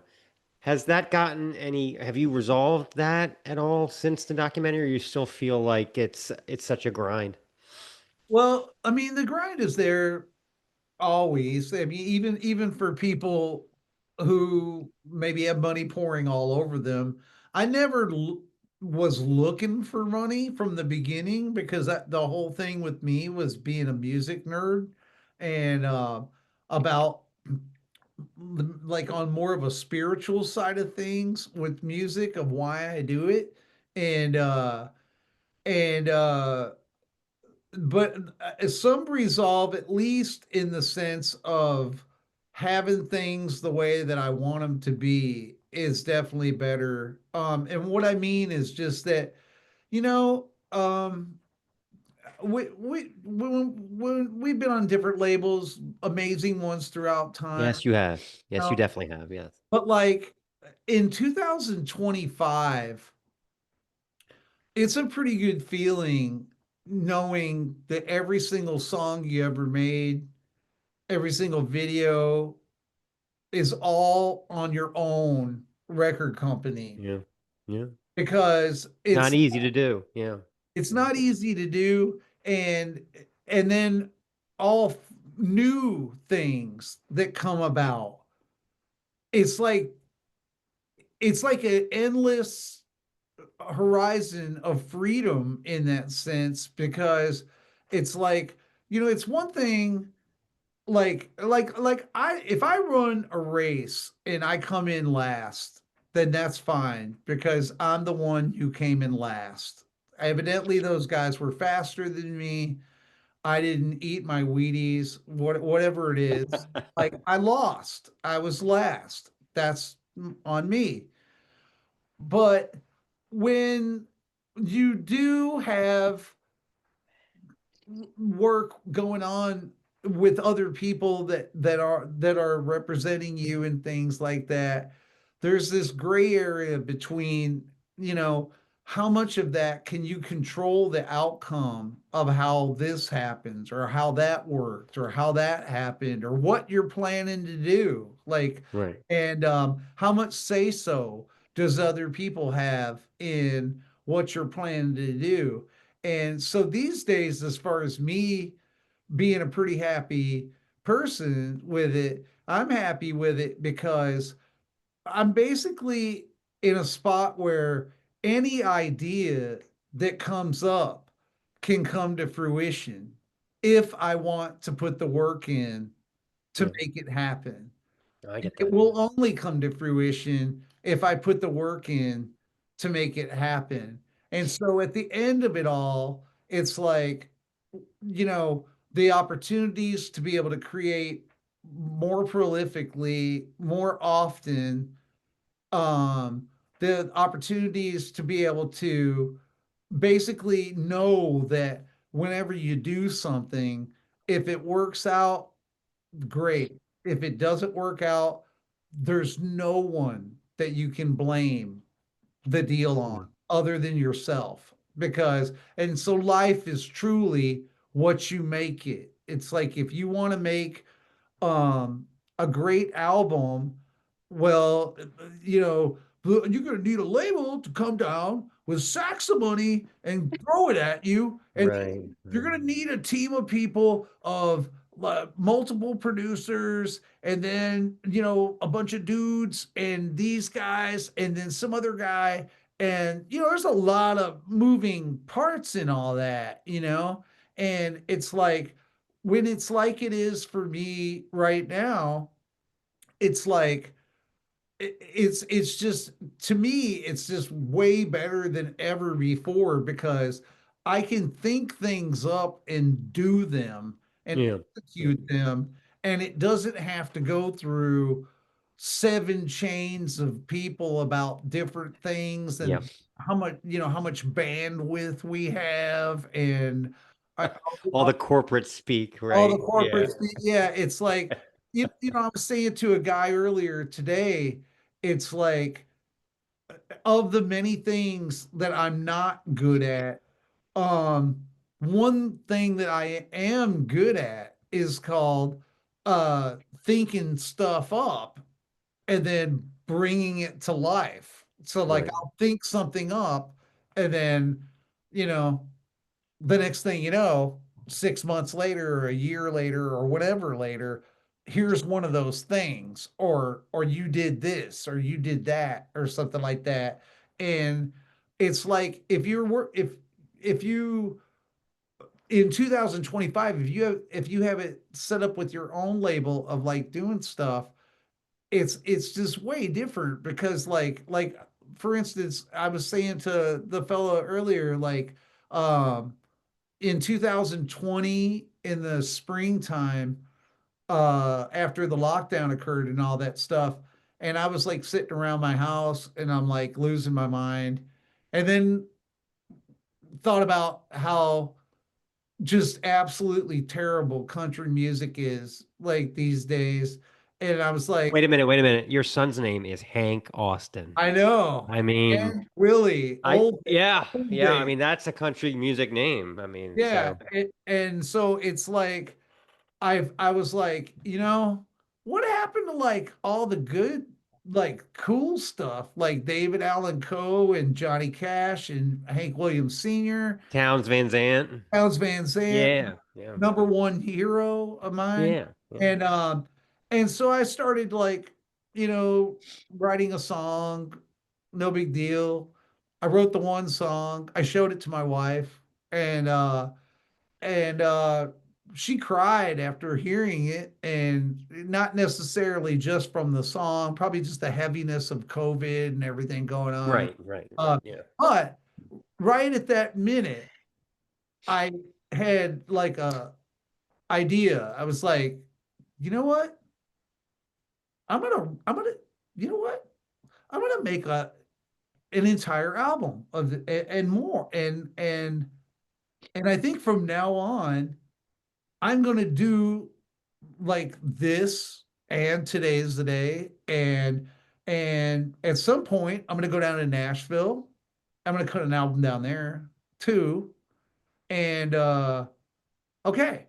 And so I started writing songs, and next thing you know, time goes by, there's a whole album of songs. Then next thing you know, I record them. Then the next thing you know, uh you rocking it out live, but with studio gear, Right. not, you know what I mean, like meaning like a real Yeah. studio, uh, like but live in a, and then basically these are called the Magnolia sessions, and I'm like, yeah, I want to do that, and Yeah. so I flew down to Nashville like about 3 weeks ago, recorded an album in Nashville of country music. This last week I've been mixing down the new album that's coming out in February, my first album.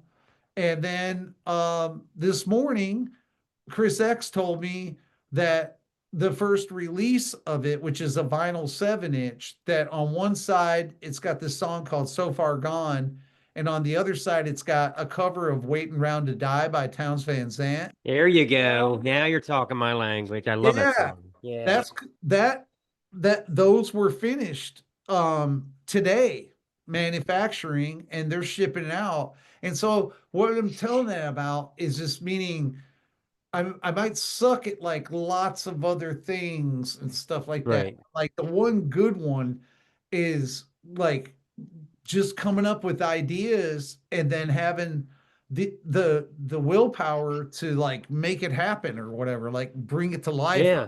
Yeah. You know? No, So- I'm right there with you. Like old school country is so dark. It's always about like the the the kid that got pulled into the farm machinery. I mean, it is, it's I mean, the new stuff can fuck off. I don't care about the new stuff, but the old schools of Johnny Cash, like we're talking about, Towns Van Zandt, that is dark Wait, music. another one that's Yeah. real. Oh, well, I mean, Hank Williams Sr. I mean, just crazy William dark, Senior is like the Yeah. king. So Like, fun fact, I was at I usually don't watch the news, but I was waiting for an appointment and of course they have a TV and I'm reading the teleprompter and they were talking about how Taylor Swift now owns her entire catalog. I was like, so does Steve Austin. Big deal. There you go. That's right. first might be worth just a little bit Just a more. little bit more. Yeah. Now, this is a That was my labor of love. response. You know, That's I think that the good thing in this of the life that I've lived, um, it's truly been, it's truly been a labor of love from the beginning. And you know, you get paid back in life a lot of different ways than just money. It's like Yes. if I would have never played in Today's the Day, there's a chance I would have never met my wife because I was on tour when I met my Right. and it was nowhere near where I was living. It was in Boston, Massachusetts when I was living in Nashville, Tennessee. Um, you know, my two sons, Hank and Willie, obviously they wouldn't be here if it Right. wasn't Right. for that, you know, and all the things that I've gone through and lived through, with the music and all that stuff and the lives that it's touched of people. I mean, I'll tell you, it's a trippy thing to be a part of because, like, again, you don't set out to do things like this, but like a typical, like Today is the Day show, you're gonna see maybe, maybe more than one big burly dude breaking down in tears and crying Yeah. Yeah.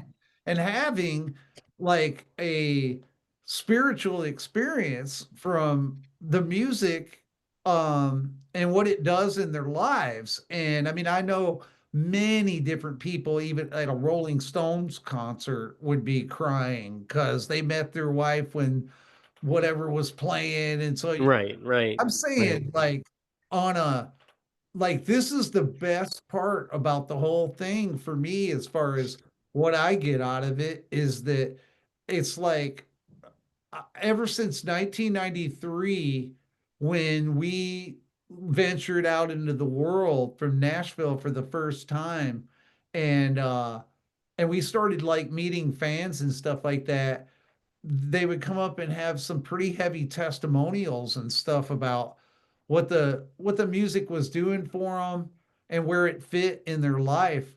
And you know, when it happens like a couple of times, you kind of expect that in what, you know, you're bumping into different people. People are going to have many different perspectives about all kinds of things. And so it's probably just a fluke that, like, say this person saying that, or maybe this other dude saying it. But then it turned into like every day while on tour or every other day, and then the next album and the next one and the next one and the next one and the next one. And so we've got like a dedicated group of people that have been into this in a way where it's like a religion almost. Yeah. Yeah. In a way, like my buddy that I joke about, the mud truck friend of mine that's named David Sanborn. Like he's like, it's like a cult. Yeah.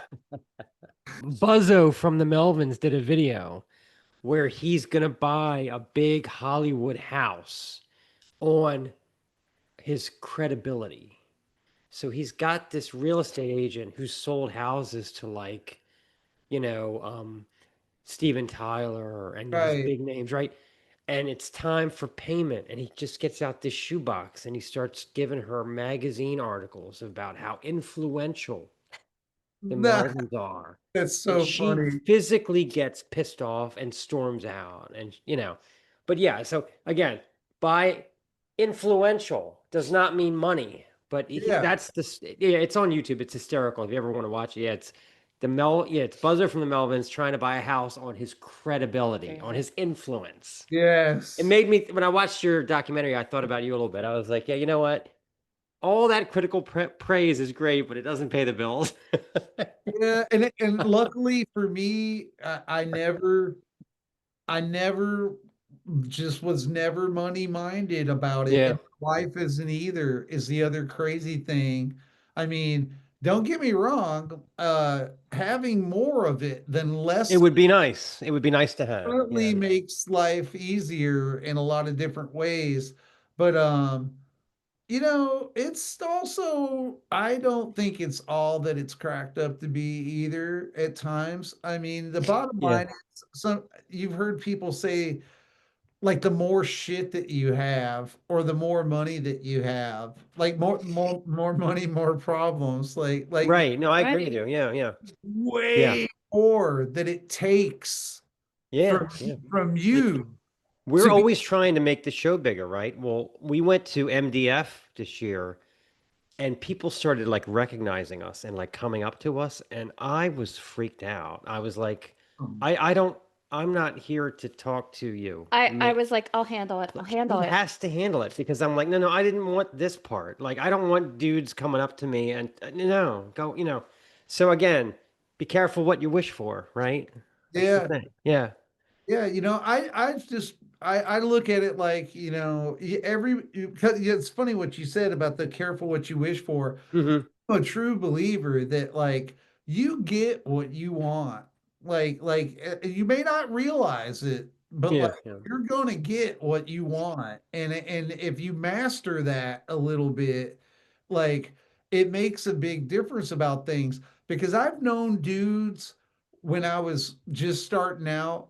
I knew dudes that from a million miles away, you could absolutely tell that this bro cares about making the cash, success Right. in monetary terms, like 1,000,000%.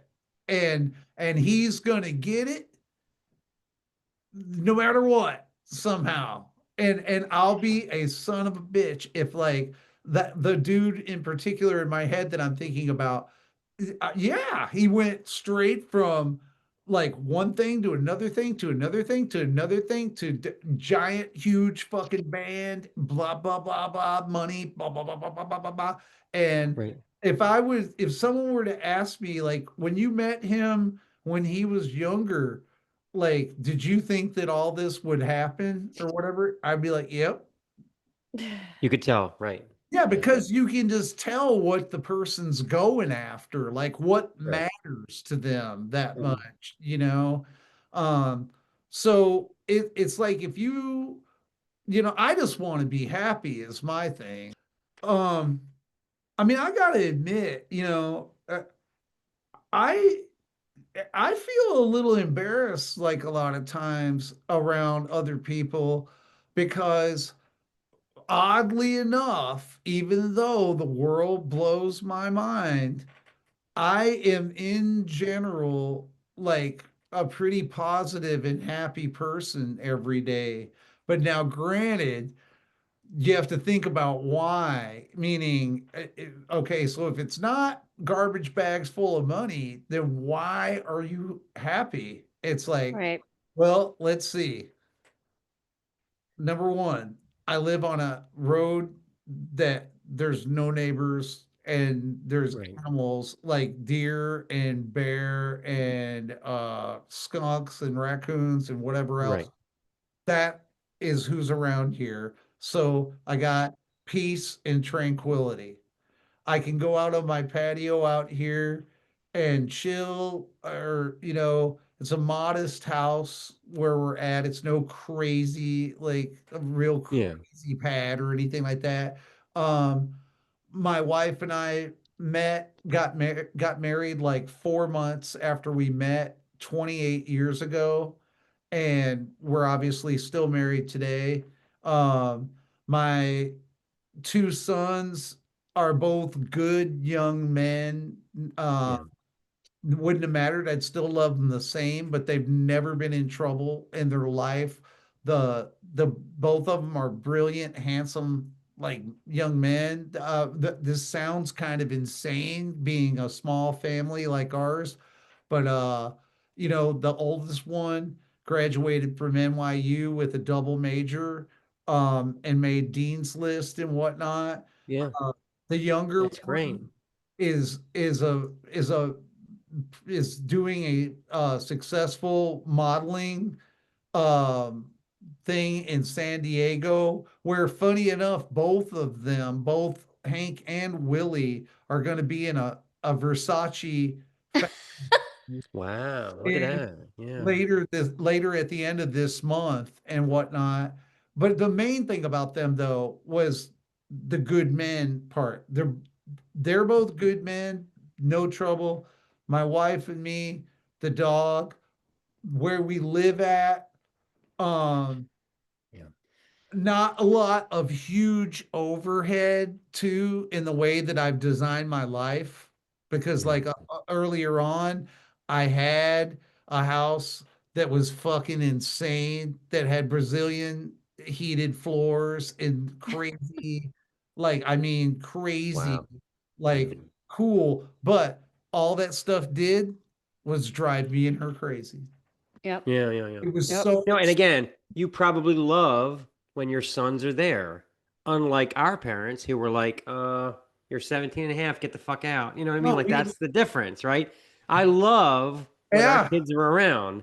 My parents and your parents probably same way were like, get out. Get Yeah, out. I Yeah. grieved when the first one went to school out of state. It took me months to get Yeah. Yeah. back to normal again, and then I think you know what I think it is. You know what I think it is. I think that it was World War II. I think that's why our parents were like that because of. I mean, we didn't have a world war. They did, and I think that's where that. Because I mean, even her parents are the same way.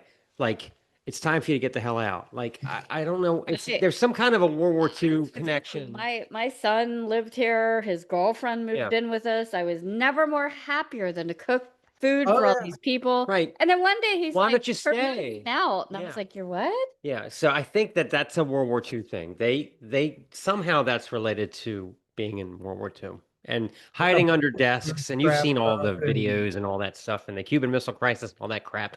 yeah. No, I love my family.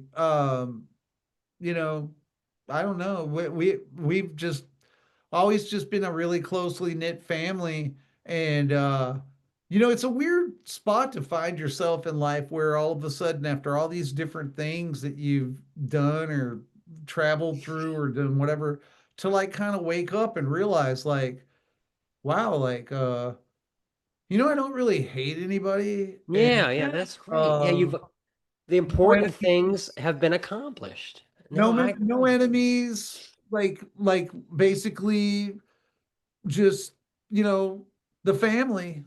Mm, And it's like, so if I kick the bucket, which I will, yeah. you know when I do,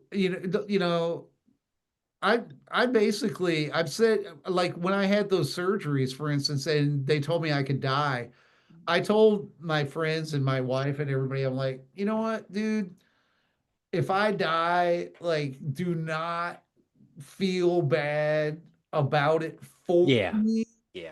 No, because I I hear just that. want you No. to know that like, as far as I'm concerned, I'm the richest human being on planet Earth. That's great. Yeah, I, That's great. I love when you said that about It's a Wonderful Life. It's sometimes it's about the connections you make, and that's what makes you rich.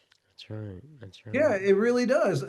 You know, and you do shit for other people. I mean, I'm not saying it to be like Mr. Oh, I'm Mr. Good Guy or anything, but I am the dude where it's like there's a guy that lives a couple miles from here who is an arborist, which is like a logger or like type of person. Uh, and I know him from around, you know, he's not like my bestest friend in the world. He's just an acquaintance of mine that lives, you know, a couple miles away. But like he'll call me like yesterday and be like this was earlier of my car things going on was in the morning he called, he's like, "Do you know how to take a do you know how to remove a GMC pickup truck door and put another one on?" And I was like, "Yeah." And he's like, "Oh, Zerny, and I didn't even let him ask. I was like, "Where are you at?" You know, and he's like, "I'm over here." I'm like, "All right, I'll come over there in like 15 minutes." And you know, and That's I great. went over there and I took the door off for him, took the other one, put it on the thing, you know. He's like, "Oh, let me give you some money and all this stuff." And I'm like, "No, you don't have to do that stuff, Chris." And you know what's crazy though is just a couple hours ago, I hear something outside and I'm like, "Wonder what that is." And it's him with the equivalent of like 2 or 3 trees cut to give me for fire. Oh wow. Oh wow. Oh wow. Yeah.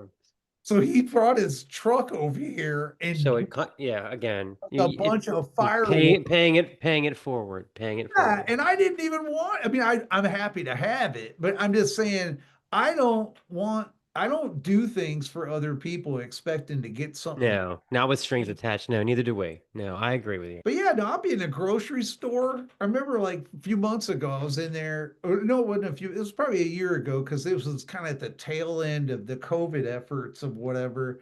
Um, there was like a couple in front of me that were older, and they were dressed very nice. Like you could tell, like the dad had like a button-down shirt on and like nice pants, and the wife had on like clean, very nice clothes. And they went up there to pay, and the lady's like, it's 121 something or whatever, and she's like fiddling with her money. And I just kind of started listening a little bit, and then I saw her start taking things out of the Oh shit. thing. That's the worst. That's the So worst. We've put 'em been there. We've back. been there. And Yeah. I saw that, and I listened again, and it was none of my business, but I just went to the cashier lady. I was like, how far off are we?" And she's like, "They need $39 more or something like that." Oh my And god. and the other lady looked at me and with the stuff in her hands, and I just said, you don't you don't have to like put that back. Like don't Yeah, yeah, put yeah. it back. And she's like, "What?" And I'm like, I was like, "How much do they owe you?" And she's like, "It's 39." I'm like, "Cool, here's $40." Okay. And then the two people stood there like I didn't think anything of it because I just felt like that's what I should do. And Right. and then I turned around and the two of them were like standing there looking at me, and I'm like, "Hey," and they're like, "Thank you. I can't believe it, but thank you." And I'm like, "No, it's okay. The guy with tattoos is not as Exactly, right. crazy as you might think I am. There is a heart inside my chest, and I Yeah. can't bear the idea of you taking your groceries off the assembly line and running them back to a shelf." Yeah, Like, that's the worst. you know, Yeah. and when he No, I shook agree my with you. hand, he was like, "Thank you so much." And I just turned and I said, "Oh, no problem at all. I'm sure you do the same thing for me. Thanks, buddy. Yeah. Bye." And I left. And Oh. he's just like, "What?" But I don't, again, it's like, why do you do that then? It's like, because I want to save that Yeah. person. or whatever. The kid drops his toy out the window of the car at a red light, and the mom and dad are like, screw you, and drive off. I'm picking it up off the ground. And Yeah. when I get to the Yeah. next green light, rolling my window down and going, hey, I think you might have lost this, and it's like, Oh, that's great. Yeah. I don't know why the hell I do stuff like that. It's probably from feeling like nobody ever grabbed my fucking toy off the ground. Exactly. Yeah. Hopefully, we'll get you in Baltimore eventually. Yeah. Oh yeah, and obviously, if I come through Baltimore, mention to Dave or me, we'll put you on the guest list and all that good stuff. And Oh, that's great. you know, That's great. And you finally explained to me the cover for The Eyes of God. I mean, I've yes, been staring longingly at that for like years. God. you're Yeah. kind, man. I tell you, I gotta compliment y'all. I do think that you all are doing a really great thing. And just as an outsider to say, you can tell from my side of things of doing it that you guys have a really cool thing going on and that you're on top of it about what you're doing, and it's enjoyable, the subject matter, hanging out with y'all and talking and everything. So I That's see cool. That's nothing cool. but massive, Thank you. I really appreciate that. Yeah. massive dollar signs coming. All right. Well, maybe not. Maybe not. We got Gene Simmons next week. We'll see how that goes. No, I'm just Yes. kidding. I'm just kidding. We'll see. So. The sounds of decay!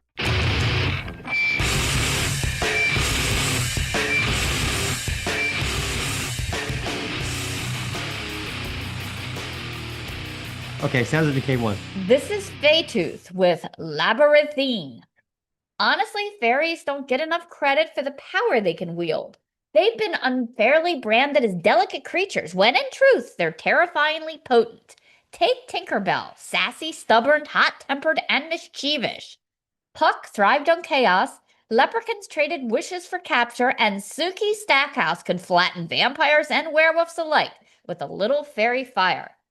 It even took the fairy Mayweather to dial back Maleficent's curse. No small feat. Yet, their powers and whether they're truly good or bad remain veiled in shadow, half forgotten in the fog of folklore. I have to say, fairies wear boots. Yeah, you gotta believe me. I gotta throw that out there. R.I.P. Ozzy. Anyway, okay.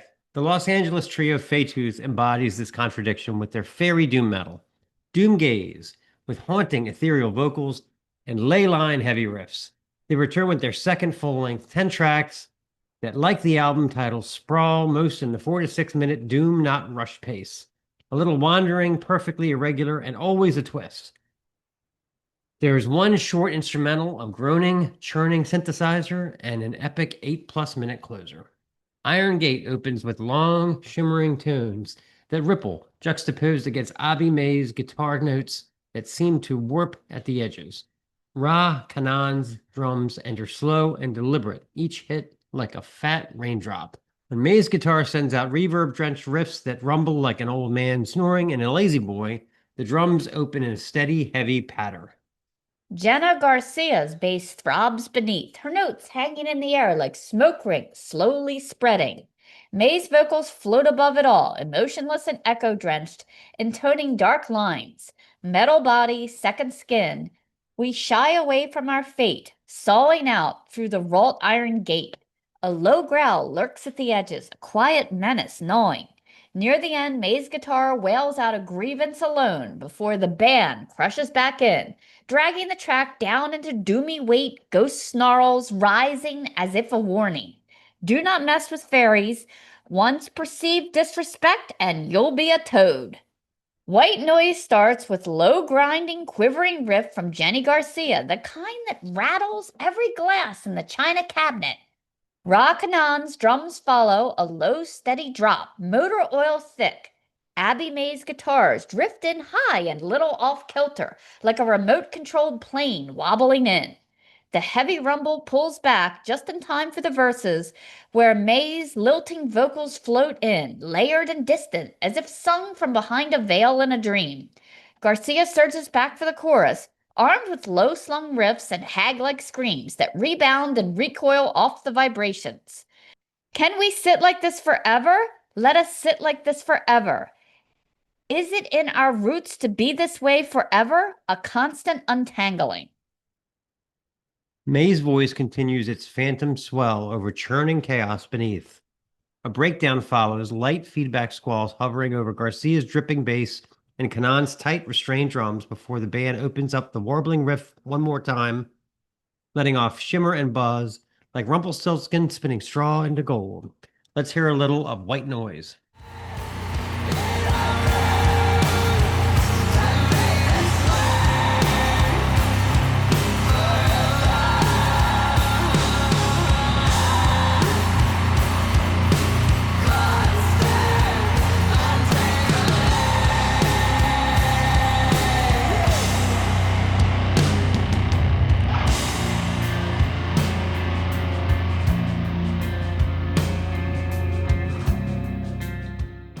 Mater Dolorosa is a slow smolder. You can practically feel the velvet darkness rolling through it. The title itself, Mother of Sorrows, sets the tone for the kind of martyrdom, emotional and spiritual entrapment. A bleary repeated guitar plink lands just a split second behind the metronomic drum hits, building a tenuous tension. Layered vocals, light and drained of emotion, drift in like a faint breeze through a cornfield. Garcia's bass grinds and waves beneath, raising the stakes one more notch. Mid-track, plaintive guitar notes ache out alone before the drums sound the alarm, and Garcia cuts loose with a caustic scream. Your taunting games and thy spell of endless rage. You swallowed the key to my lattice cage. Hold on, lattice. You can like break lattice like with your hands. Lattice is... I'm sorry. Whatever. Anyway. Then that haunting slow guitar line returns, locked in with tap-tight drums and those dream-drenched vocals that once again enchant like Puck in A Midsummer Dream. Hole goes deep. See what I did there? Raw Conan's drums hit like hypnotic slow smacks, while Jenny Garcia's bass growls even lower, really sinking its teeth into each rip and shaking it like a dog with a rabbit in its jaws. Abby May's guitar cycles the same wavy note every bar, clockwork steady. May keeps the melody rocking like a raft on a restless ocean, pushes and pulls, punctuated by breathy sighs. Slowly, the tempo creeps upward. The guitars and bass distort into a sonic scream that oozes across the mix like molten tar. Midway through, Garcia opens up her charred throat, and it's not fairy dust that comes out. The wails rip through crashing cymbals and whip-sharp snare cracks, and this fevered narrative of descent into madness. This is the moment that feels like the clawing back out. As the drums settle again into a doom-laden pace and the guitar rediscovers its morose melody, May croons over the calm until the storm returns, a final climax, Garcia once more wailing like the feared Dulon Fae. Never underestimate the power of a tiny fairy or this trio. Faetooth's music glows like moonlight on still water, but beneath the shimmer, it's dark, cold, and bottomless, full of strange magic and weird in the woods energy that's as beautiful as it is unnerving. Fans of Elder, Yob, and Sub Rosa, or anyone who's once clapped to save Tinkerbell and secretly hoped she'd hex Hook and Wendy, will surely fall under this band's spell. Let's hear a little of Hole.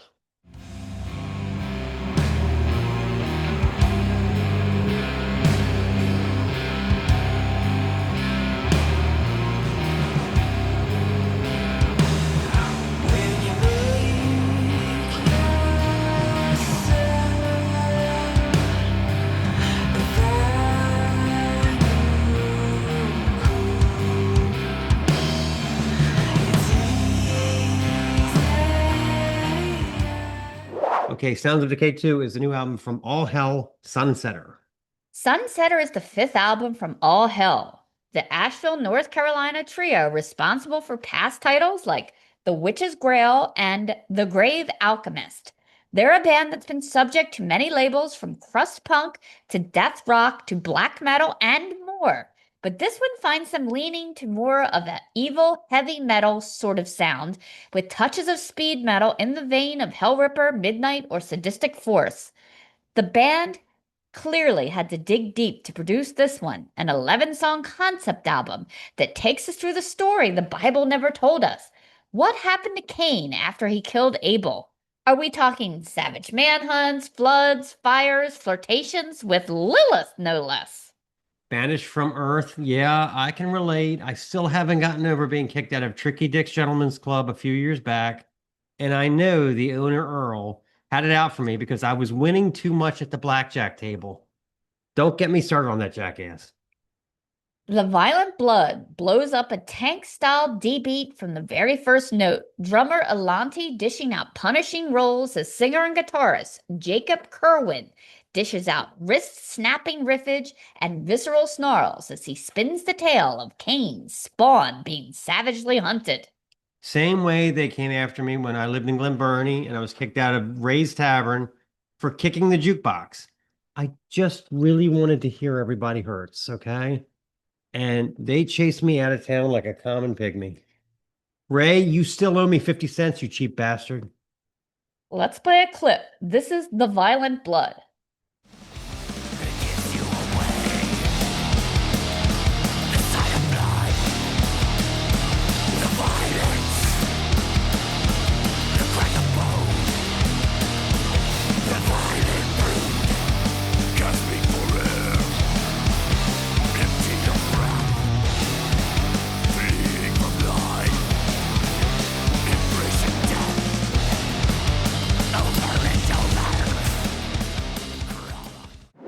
Cain shows us yet another example of Alante's percussive prowess, his dramatic roles adding a touch of class to this mid-tempo chugger that finds Kerwin dialing up a shimmery golden riff tone.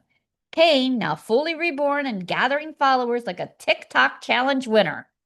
Finally, there's The Ancient's Rise, another groovy mid-tempo gem built on gripping fits of symbol abuse by Alante, our boy Cain now being conjured by a cult, begging for the return of their ancient master. Not me, man. I would not go back to Tricky Dick's if they paid me. But on the other hand, I could really go for one of Earl's dirty martinis. Nobody makes them the way he does. I mean, it's beyond olives, you see. Anyway, there it is. 11 songs, 30 minutes of glowing riffs, percussive excellence, and a ton of good old-fashioned hedonism. I'm looking at their Bandcamp page right now and coveting the citrus gold vinyl version of Sunsetter like you can't even imagine. Or if you really feel blasphemous, and who doesn't, go for the all-hell Sunsetter swag pack with sunglasses and an evil bandana. Get to down with your bad selves. Let's hear some The Ancient's Rise.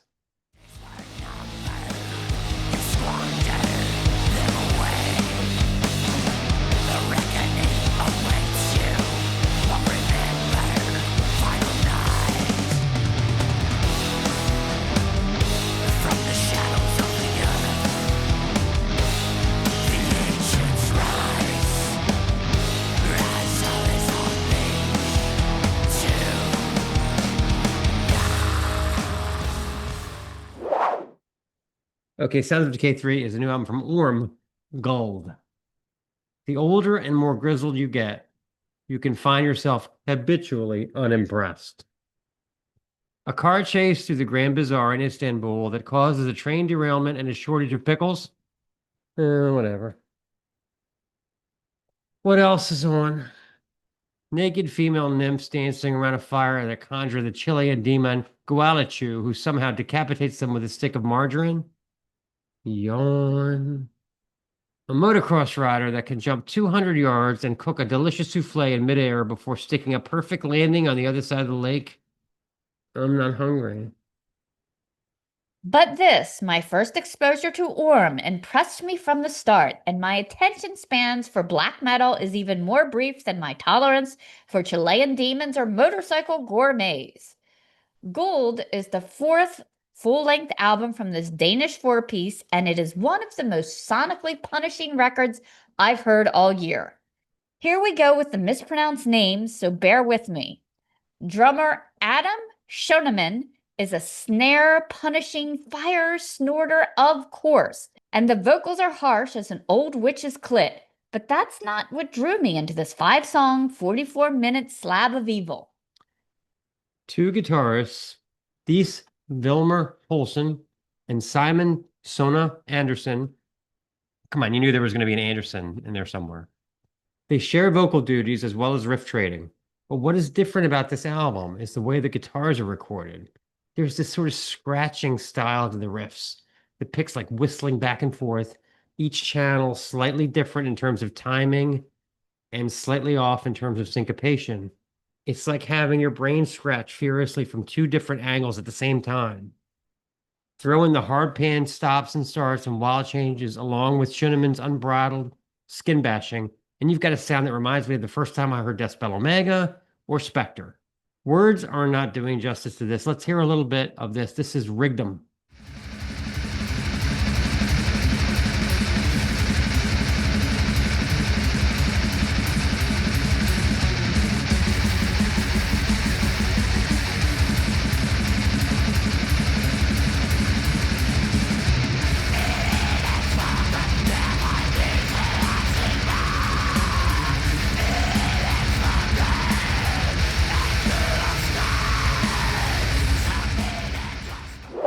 That is a fucking blackened sonic tornado if I've ever heard one. The tracks are long, so the lengthy black scratch and slash moments are broken up by quiet segments adorned with idyllic strums to give us a break from the insanity. The near 13-minute megalith, Untskammet, which I think translates to tinnitus if I'm not mistaken, breaks things up with some tasteful acoustic solos at the track's midpoint before the frenzied noise returns. Some of the album's best riffs, just slashing and slaying and scribbling all over your sense of equilibrium before giving us another breather, this time in the form of a slow doom crawl, so dark and full of gloom for another couple minutes until it fades to silence. This is one hell of an intense listen. I especially recommend this one to our jaded old geezers that are my age, with no more room on their denim vests for any new patches. Well, this one deserves a slot right between King Diamond No Presence and the Nunslaughter Goat Patch. Available in several vinyl colors, and it drops on 10/31, so get it before a Chilean demon starts doing extraordinary things with your spatula. Let's close it out with a little Undfangen.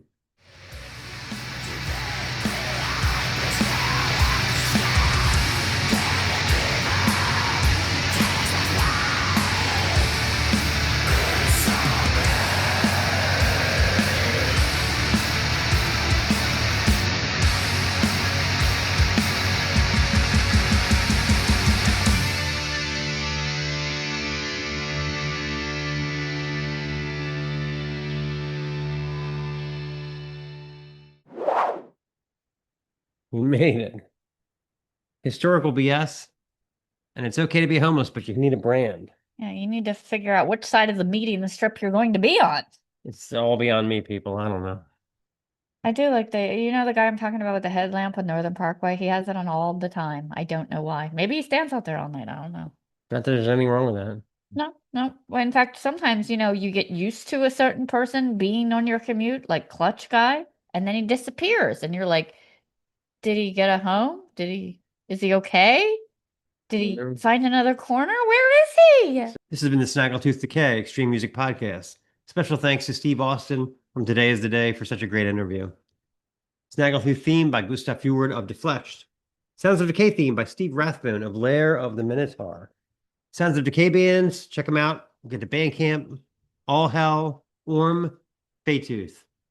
All content 2025, the Snaggletooth Decay Extreme Music Podcast. How about this idea? A whiteboard for homeless people. That way you can change your grocery list as, for what you need. What you really need. Just don't say everything. This is the Snaggletooth Extreme Metal Podcast.